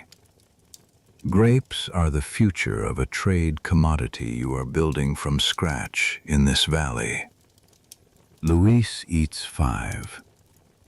The youngest child eats the rest of what is ripe before you notice he has found the vine. The communal vineyard will produce its first wine in 3 more years. The wine will taste like the valley, warm and slightly mineral, not the wine of Spain or of the Sonoran missions, but something the valley made from a vine that came from somewhere else and was changed by the specific quality of the California sun and the Zanya water and the dry summer air. The 17th year, Luis is elected alcalde. The alcalde is the settlement's senior official, the chief magistrate of the ayuntamiento, the person responsible for the pueblo's internal governance and for its correspondence with the colonial administration in Monterrey. The election is by the heads of household, and Luis wins by a clear majority. Luis comes home from the election meeting and sits down by the fire. He is quiet for a long time. What does it require, you ask? Correspondence, he says. The secretary writes it. I sign it. You can sign. I can sign, he says. This is the full extent of the conversation. What is not said, that a mulatto man from a provincial Sinaloan family is now the senior official of a Spanish colonial settlement, which is not how the casta system is supposed to work, which is evidence that the frontier has been doing what frontiers do to hierarchies, which is wearing them down to the underlying competence rather than the assigned status. Luis serves as alcalde for 2 years. During those 2 years, he signs 17 letters to the governor's office in Monterrey, adjudicates 11 disputes brought before the ayuntamiento, and oversees the construction of the settlement's first permanent church building. He does all of this in the same voice he uses at home. The church is finished in the 18th year, and the priest blesses it in October, and the whole settlement is present. You sit in the new church, and the walls are adobe. They are not your adobe. They are the adobe of the second generation, built by hands that learned the technique from yours, carrying forward the knowledge of how mud and straw become walls, person to person, hand to hand. The priest speaks. The candles burn. The mountains are outside. The water runs in the Zanya outside. The settlement breathes around you, all of it, all the years of it, present and past simultaneously, in the way that a place accumulates time. You are standing on 15 years. You are standing on everything. The 19th year, the oldest son comes home. He arrives in April on horseback, which means he has done well enough at the presidio to own a horse, and the horse is a good one. He rides into the plaza on a Tuesday morning when you are at the field, and the youngest child is the one who sees him first and runs to find you. You are turning soil at the far edge of the field when the youngest child appears, running along the edge of the rows. Before he says anything, you know from the running that something has changed. You drop the tool. You walk fast. By the time you reach the plaza, he has dismounted, and Luis has found him, and they are standing together in a way that men stand when they have not seen each other for 8 years, and are assessing the distance between who they were and who they are now. The assessment takes perhaps 3 seconds, and then they embrace. He is 27 years old. He is the person you made in Sinaloa and carried across the desert and the river and the 500 miles and set down in this valley, and the valley made something of him, and then the Presidio made something else, and the combination is standing in your plaza with his horse behind him and his father's hands on his shoulders. You put your arms around him. He is taller than you. He has been taller than you since he was 15, but you are only now feeling it. The difference in height made real by the physical fact of the embrace, the chin that does not rest on your shoulder but above it, and the arms that reach down rather than across. He stays for 3 weeks. He sleeps in the room where he slept as a child, in the adobe house that was willow and tula when he was born and that has been mud brick walls since before he can remember. He fits himself back into the rhythms of the household with the ease of someone who left the rhythms rather than lost them. He rises at the same time. He works in the field in the mornings. He fixes the section of the kitchen garden wall that has been softening since the last rains. He tells you about Santa Barbara. He tells you about the Presidio and the work and the young woman from the letter, whose name is Elena, who is the daughter of a soldier from Sonora, and who he will marry in December and bring south to Los Angeles if the settlement will receive him. The settlement will receive him. The settlement receives everyone who comes with intention to stay. He leaves again in May, heading the 100 miles north to bring Elena south for the December wedding. You watch him ride out of the plaza on the horse, and the watching is different from the watching 8 years ago. 8 years ago, the watching was the feeling of a boundary being crossed. This watching is the feeling of a circle completing. He goes. He comes back. He brings Elena. The December wedding is the largest celebration the settlement has held. 109 people in the plaza in December of the 19th year. The full population of Los Angeles gathered for the marriage of a man born in the settlement to a woman born further north.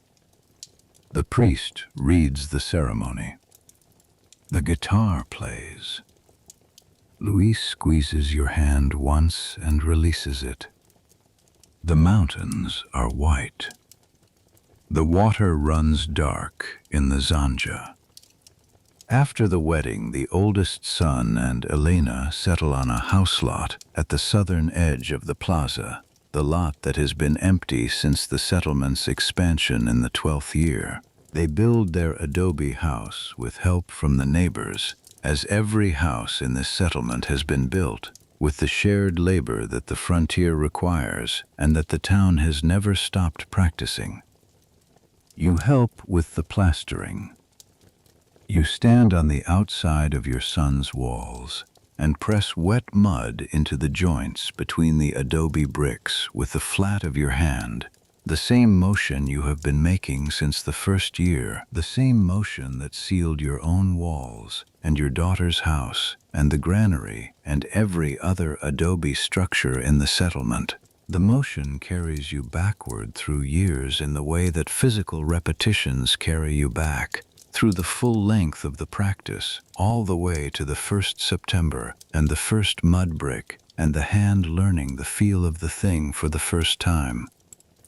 Your son watches you. He sees something in the motion. He does not name it. Neither do you. The 20th year arrives. 20 years since the governor read the names, and the priest said the prayer, and the 44 stood beside the river, and the valley was a question. The valley is an answer now. 109 people, 31 families, wheat fields and cornfields and bean rows and a vineyard producing wine. The Zanja Madre running from its brush weir at the river through the settlement to the eastern edge where the new lots are. The church with its adobe walls and its candles. The plaza measured in Spanish feet, its geometry unchanged since the surveyor laid it out with his rope in the first weeks. The second generation has taken root. The children who were born in the settlement have grown up and married and begun to have children of their own. Those children are growing up in a Los Angeles that is not 44 people clinging to a river, but a town that functions, that has infrastructure and governance and trade and a church and a school and a set of practices handed down from the founding generation to the second. You handed them down. Your hands handed them down. The adobe technique and the zanja management and the field preparation and the grapevine care and the herb preparations for summer fever and the reading of the valley's weather by the quality of the morning air and the position of the clouds over the mountains, all of it in you in September of 1781 as accumulated knowledge from Sinaloa and from your mother and from her mother, and now in the hands of the people you taught it to, who are teaching it to their children. This is the work that nobody pays you for. This is the work that endures. Luis is 50 years old in the 20th year. He moves more slowly than he did in the 10th year, which moved more slowly than the first. The slowness is not illness, it is the accumulated cost of 20 years of physical labor in a place that did not allow for rest, except the rest required to continue working. His back hurts in the mornings. His hands are more thoroughly themselves now, the knuckles prominent, the skin dry and thick from decades of contact with soil and rope and wood and water. He still rises at first light. He still goes to the field. He goes more slowly, and he does less, and he does not say anything about this. In the evenings he sits by the fire, and sometimes he is still in a way he was not still in the first years, when the evenings were used for tool repair and cord braiding. The stillness is the specific quiet of a body at the end of what it has to give for the day. You sit beside him. The fire burns. Outside the adobe walls, the settlement lives its evening life, the sounds of 109 people at the end of a working day. Voices, a child, a door, the animals in their pens, the guitar from the soldier's house at the eastern edge of the plaza. The same guitar that has been playing in this settlement since the founding years, passed from the original soldier to his son, and from his son to a young man who arrived in the 16th year and plays it better than either of them. The music comes through the wall.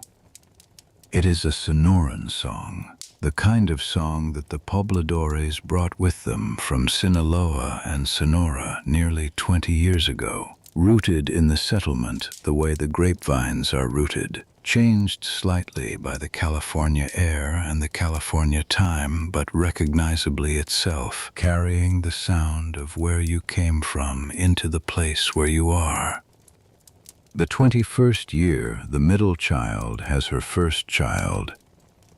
A boy born in March, in the adobe house she and her husband built in the 12th year. The birth takes most of a night and into the following morning, and you are present for it, as women are present for these things, present with the herb preparations and the hot water and the specific knowledge of what to do when the thing that is supposed to happen is taking longer than it should.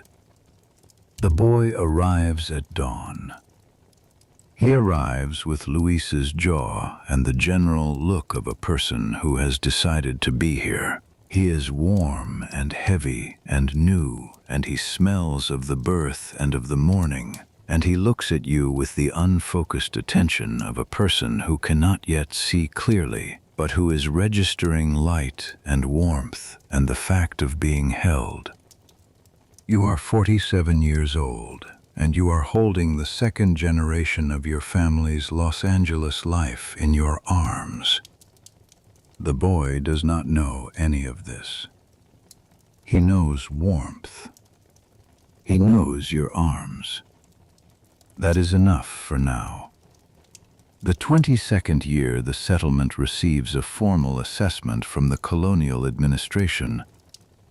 An official from Monterey makes the journey south in the summer, a man in a formal coat carrying a leather document case, and he spends 2 weeks in Los Angeles documenting everything: the population, the acreage under cultivation, the condition of the Zanja system, the state of the church, the composition of the ayuntamiento, the annual grain production, the livestock count, the trade relationships. He asks Luis questions. Luis answers them. The answers will travel to Monterey, and from Monterey to Mexico City, and eventually to Madrid, where the settlement of Los Angeles will appear as a data point in the empire's accounting of Alta California, a small positive number among the many numbers that describe the Spanish presence on the Pacific coast. You bring the official water when he is working in the plaza. He thanks you with the automatic courtesy of a man who thanks servants. He does not know that you are one of the 44 who founded the place he is assessing. You do not tell him. The water is from the Zanja Madre. The Zanja Madre you helped build. He drinks it and goes back to his ledger. The 23rd year, the youngest child marries. He is 24 years old, and he is marrying a young woman whose family came from the San Gabriel mission, the daughter of a Tongva woman who converted to Christianity and a Spanish soldier who completed his service and chose to stay in California. The young woman's name is Esperanza. She speaks Spanish and a Tongva dialect, and she knows the botanical knowledge that the Yaanga carried, the plant knowledge of the valley which she learned from her mother, and which her mother learned from her mother in the village of Yaanga before the mission absorbed it. The wedding is in the church. After the ceremony, Esperanza stands in the plaza and looks at the mountains to the north in the specific way that people who know the valley stand and look at mountains, not as tourists looking at something beautiful, but as inhabitants looking at something that tells them the weather and the season and the time of year. She knows this valley. She knows it from a different angle than you know it. You think about this. 2 women standing in the same plaza, looking at the same mountains, through different histories, and the histories intersecting in the person of the youngest child, who is now her husband. The valley holds all of it. The valley always holds all of it. The fire burns in the evening. The mountains are in the north. The settlement breathes around you. Tomorrow is another year.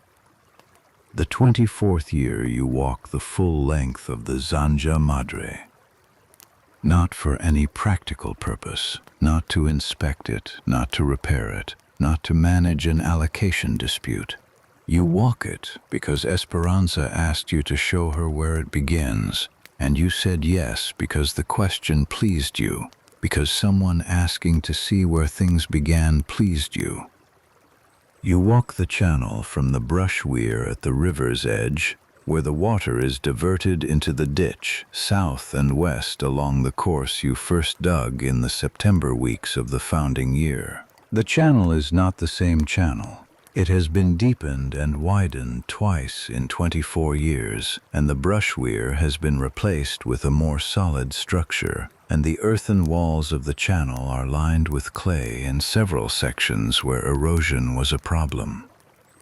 But the course is the same course, following the same gradient the water naturally takes from the river toward the settlement.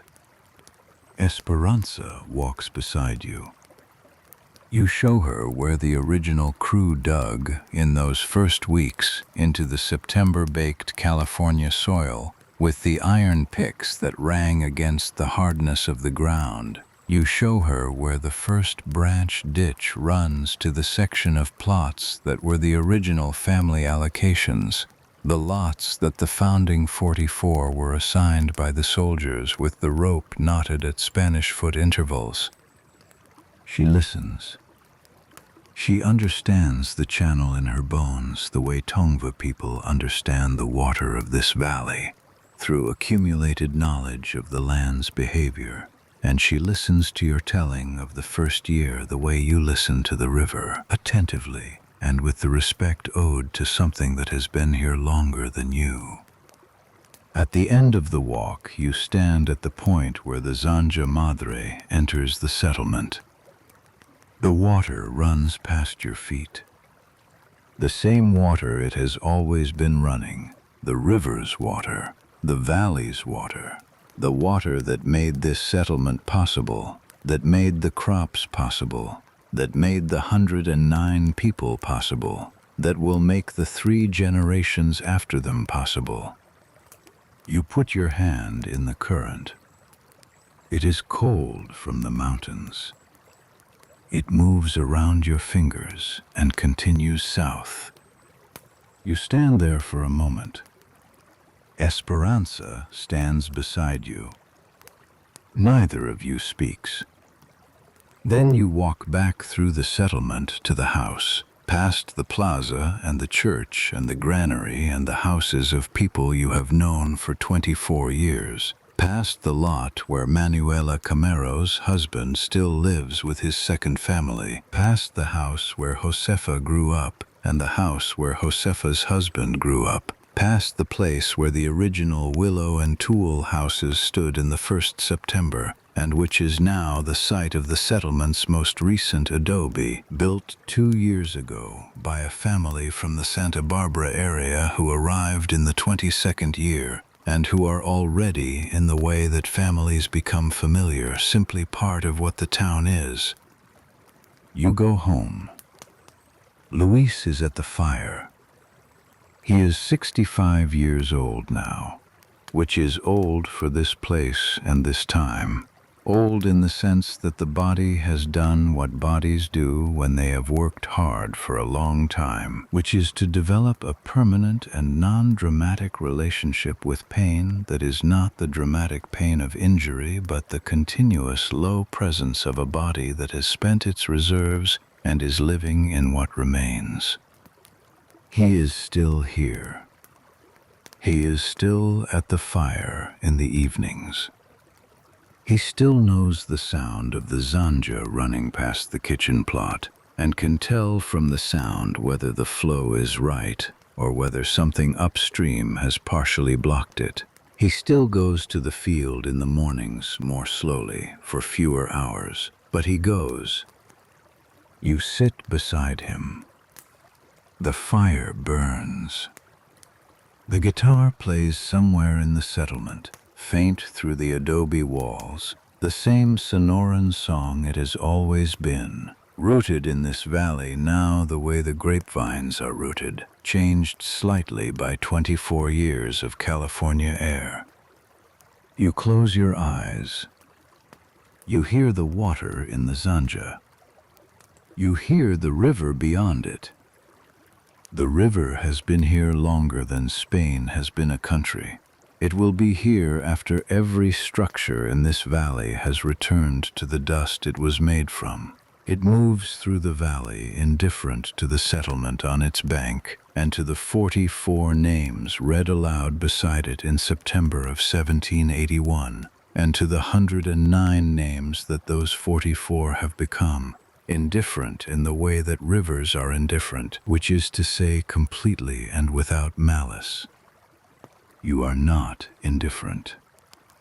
You are 49 years old, and you came 500 miles to sit beside this river, and you have been here for 24 years, and you will be here until you are not. What you have done with the years you have had is in the walls around you, and in the fields outside, and in the Zanja running to your door, and in the children who were born in Sinaloa, and the children who were born here, and the grandchildren who were born in this town that you built with your hands. The youngest grandchild is 6 months old. She is sleeping in the youngest son's house, which is the house Esperanza tends now, and she is sleeping the way very young children sleep, completely and without reserve. Somewhere in the valley that will become one of the largest cities in the world, your grandchild is sleeping. She does not know the valley's name yet. She will learn it here, in the Spanish of the Empire, in the particular quality of morning light that you have been watching for 24 years, and that she is seeing for the first time. The same morning light, the same mountains, the same river. The fire burns. The valley is outside. The water runs. The 25th year is the year you first think seriously about what comes after. Not after you, exactly. After this. After the founding generation has gone the way that founding generations go, into the ground and into the memory of the people who came after them. After the 44 are not 44 living people, but 44 names, some of them carved onto wooden markers in the small cemetery at the edge of the settlement, some of them simply carried in the memory of the families they left behind. Old Rodrigo Salazar was first. Manuela Camero was second. In the years since then, the cemetery has received others, the elderly, the unlucky, the infants who did not survive their first summers, each grave marked, each name carried forward by the people who knew them, the memory maintained person to person because there is no other mechanism. The governor's reports do not include the dead by name. The dead appear in the census as absences, as households reduced by one, as adjustments to the labor allocation. The living who remember them carry the specific weight of what they were. Old Rodrigo's particular laugh, Manuela's hands working the metate, the way certain people moved through the settlement in its first years with the specific quality of motion of people who understood the ground they were walking on because they had chosen it. You carry them. The 25th year there is a child in the settlement, the daughter of a family who arrived in the 20th year, who asks you at the plaza fountain one morning what the settlement was like when it began. She is 7 years old. You stand at the fountain, which is new, built 2 years ago where the Zanja branch meets the kitchen garden row, a small square basin that the carpenter built from cut stone and into which the water flows continuously. The child is filling a clay pot, and she looks up at you with the direct attention of a 7-year-old who has asked a genuine question and is waiting for a genuine answer. You think about what to tell her. You think about the willow house and the September heat and the sound of the picks against the baked California soil and the first night in the valley with the river outside and the village of Yaanga visible across the flat ground. You think about Luis at 30 years old and what his hands looked like then, before the decades changed them. You think about the woman from Yaanga, whose name you never learned, and who showed you which plants treat the summer fever, and who stopped coming to the settlement's edge in the 3rd year, and whom you never saw again.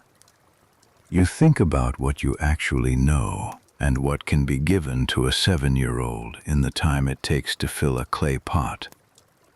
It was smaller, you say. How small? 44 people. She considers this. The pot is filling. The water runs in. That's not very many, she says. No, you say. What did you do? We built it. The pot is full. She lifts it with both hands. Like how it is now, she asks. Like how it is now, you say. She carries the pot toward her mother's house. You watch her go. The settlement is the background of her life. She has never seen it as anything other than what it is. The Zanja is simply where water comes from. The plaza is simply where the market is.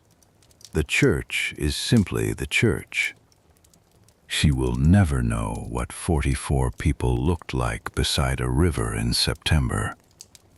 But she will grow up in the town they built, and she will carry it forward in the way that towns are carried forward, person to person, generation to generation, not through the understanding of how they began, but through the simple fact of continuing to live in them. That is enough. That is more than enough. The fire burns in the evening. The water runs in the Zanja. Tomorrow is another year. The 25th year the oldest son's daughter learns to walk. She does it on a Tuesday afternoon in the plaza, which is not the plaza of the 1st September, but it is the same ground, the same flat earth beside the river that the soldiers staked out with a knotted rope 44 years after Spain decided it needed a town here. She takes 3 steps from her father's hands toward your hands, and falls and gets up, and takes 3 more steps and does not fall, and arrives. You hold her up, and her legs are working, and she is very pleased about this. She looks at you. You look at her. She has your eyes.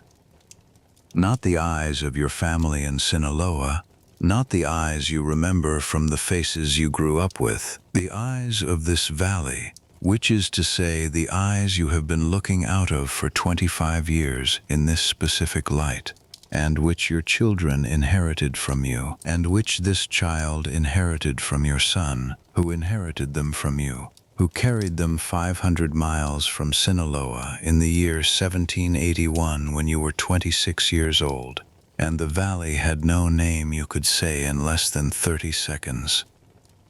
She takes 4 steps toward the chickens. The chickens scatter. She watches them scatter with an expression of pure satisfaction, and then takes 4 more steps. The 25th year is also the year you begin to notice the silence differently. Not the silence of the settlement, which has not been quiet since the first winter, not quiet in any absolute sense. The silence is the silence inside the work, the way a long-practiced motion produces a space inside itself where attention can rest. You have been grinding corn on the metate for 25 years. In the 25th year you grind corn, and the grinding is so familiar that it requires no attention, and in the space that creates you can hear the river, and the guitar, and the voices of children you do not know by name, because they were born in the 15th year, and have grown into people who move through the settlement like furniture, present and unremarkable, part of the place. This is what it means to have been somewhere for 25 years. It means the place becomes the background of your perception rather than the foreground. It means the mountains are always there. The 26th year Luis falls sick in December. Not the summer fever that moves through families and resolves. This is something slower and different. A heaviness in the chest and a dry cough that arrives in the night, and a fatigue that is not the fatigue of labor, but something underneath it. The fatigue of a body that is running a deficit it cannot repay. There is a doctor in Los Angeles now. There has been a doctor since the early 1790s, a man who came south from the mission medical establishment and who practices out of a room near the guardhouse, and who has the same tools and the same theoretical framework as every other doctor in 1806, which means he can diagnose with reasonable accuracy and treat with limited effectiveness. He examines Luis in the second week of December and tells you what you already know, which is that the lungs are congested and the body is weakened, and rest is the prescription. Luis rests. This is the strangest thing you have seen in 26 years in this settlement. Not the flood or the drought or the burials or the wedding or the births. Luis resting. Luis in the chair by the fire in the middle of a working day, not because the work is done, but because his body has decided on his behalf that the work will have to wait. He sits with a blanket over his shoulders and the fire at his feet, and outside the adobe walls, the settlement continues its business, the sounds of it reaching him through the thick mud walls, muffled but continuous. He recovers. It takes 6 weeks, which is 6 weeks of the oldest son managing the field work, and the youngest son managing the cattle, and you managing everything else, which is everything, which is the work of the house and the kitchen and the chickens and the water and the cooking and the daily monitoring of Luis's condition with the practical attention of a woman who has been managing illness in this settlement without sufficient medical resources for 26 years. He recovers. By February he is at the fire in the evenings, and then by the gate in the mornings, and then, in March, back in the field. He goes more slowly. He does less. He does not say anything about this. You do not say anything about this.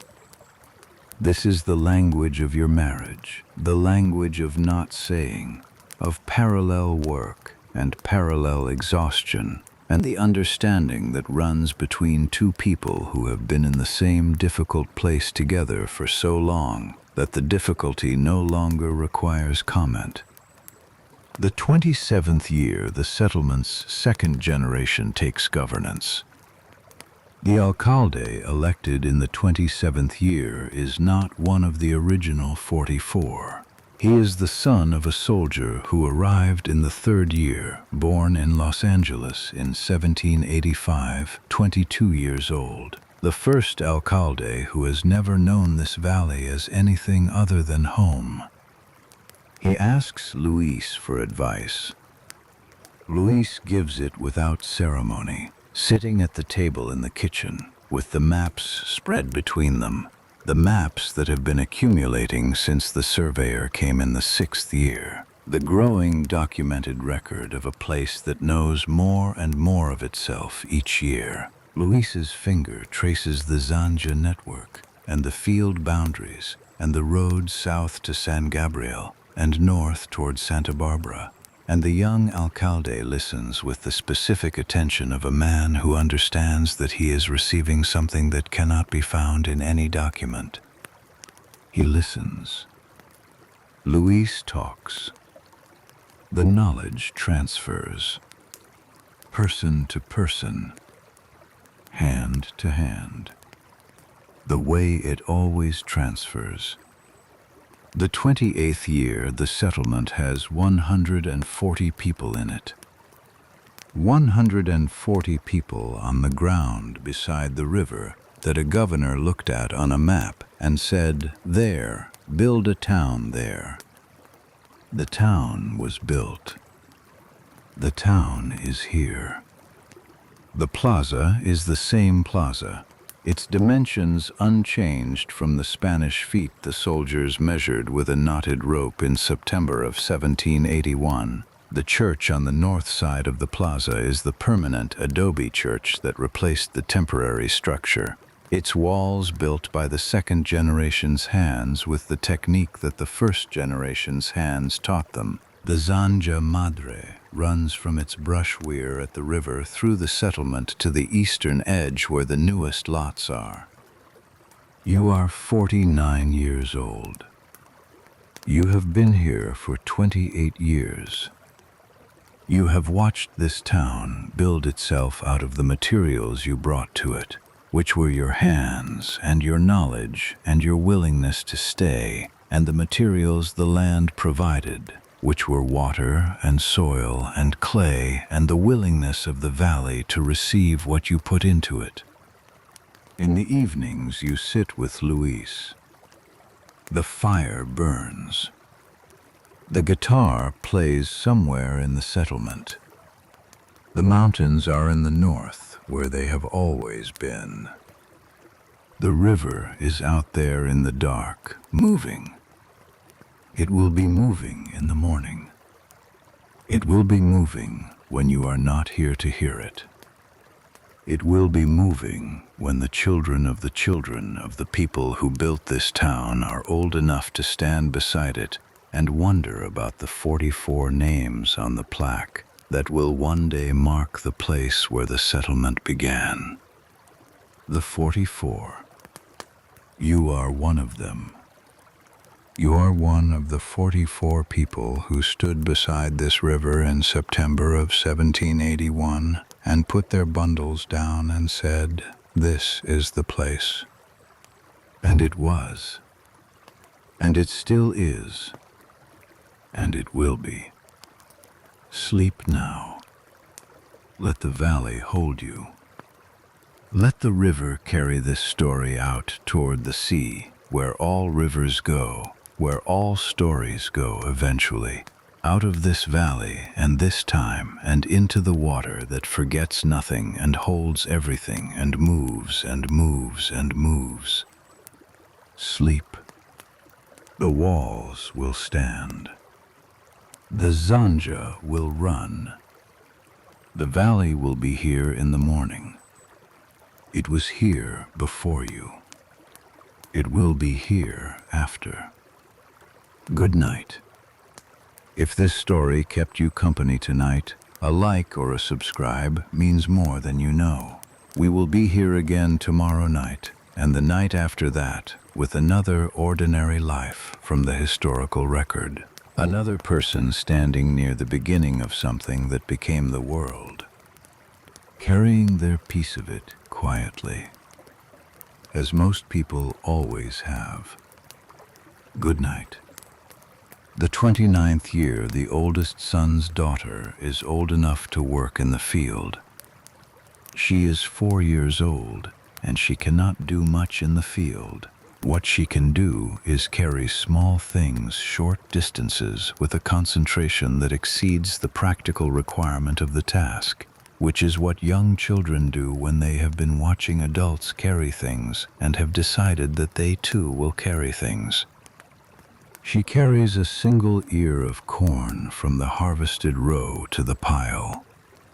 She carries it with 2 hands, which is not necessary for an ear of corn. But she is 4 years old, and the importance of the task requires both hands and the full attention of her face. Luis watches her from the edge of the field.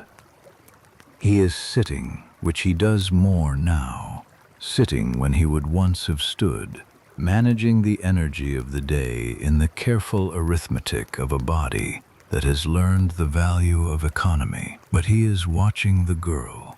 And the watching is not tired. The watching is attentive and still. and carries a quality you have learned to recognize over the 30 years of watching Luis watch things. The quality of a man who is seeing something important and is letting it be important without speaking. The girl carries the ear of corn to the pile. She looks up. Luis nods. She goes back for another. You stand at the edge of the field and watch both of them, the old man and the small girl, and the valley holds the late summer light around all three of you in its particular patient way, the way it has been holding everything that happens in it for as long as anything has been here, which is longer than anyone remembers and longer than any record that anyone made. The field needs finishing. You go back to work. The 30th year the town holds a fiesta for the Day of the Dead. This is not new. The settlement has observed the Day of the Dead since the first year because the people who came from Sinaloa brought it with them the way they brought the mate and the cooking pot and the knowledge of how to mix mud and straw into bricks. But the 30th year's observance is the first one that has a formal altar in the plaza, built by the women's committee that organized itself in the 28th year around the church, and the altar holds photographs of the dead, which is new, because photographs are new, arriving in California from the cities to the south with the slow pace of all new things that filter through the mission network. There are no photographs of the original 44. They were not photograph people. They were the people before photographs, the people whose faces exist only in the memory of the people who knew them and in the fading edges of those people's memories, which are the most unreliable archive there is. What there is the ground. The ground holds them. Rodrigo Salazar and Manuela Camero and the others in the small cemetery, and the others who were carried back to San Gabriel or to Santa Barbara or to places they came from when they died, their bodies elsewhere but their work here, in the walls and the fields and the water system and the town that their hands built. You stand at the altar in the plaza and look at the photographs of the more recently dead.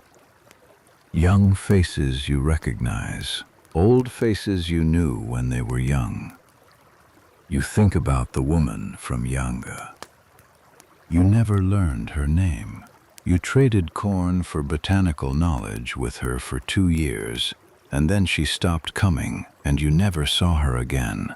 And there is no photograph of her and no grave marker in any cemetery you know of. And her name, if it was ever written down, was written down in Spanish mission records that categorize her as a neophyte or a laborer or a number, not as a person who knew which plants treat the summer fever and who ground corn on a different stone with a different technique, and who looked at the mountains to the north the way you look at them, as information rather than beauty.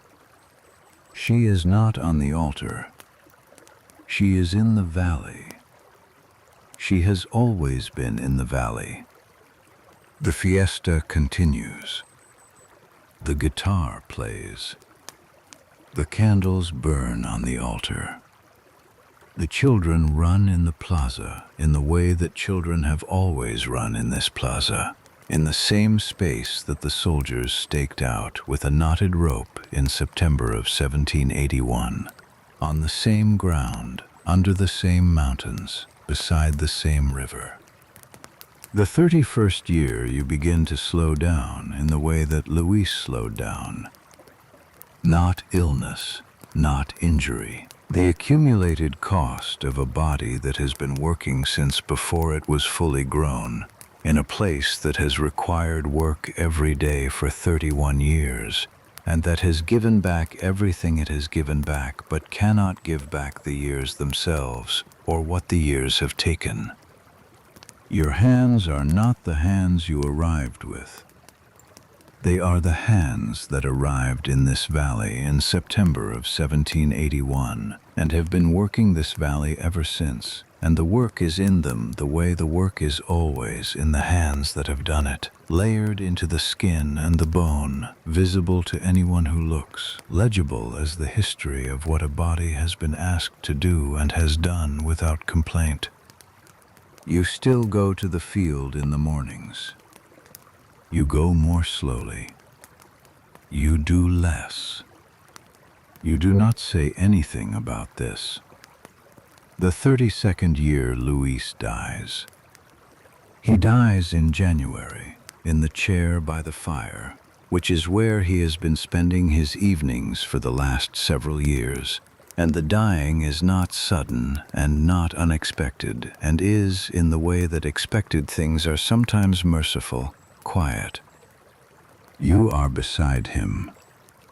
You have been beside him for 30 years in this valley, and you are beside him at the end of it, and what you have to say to each other has already been said, most of it without words, in the accumulated years of parallel work and parallel exhaustion, and the specific understanding that runs between two people who chose the same hard place and stayed in it until the place was theirs.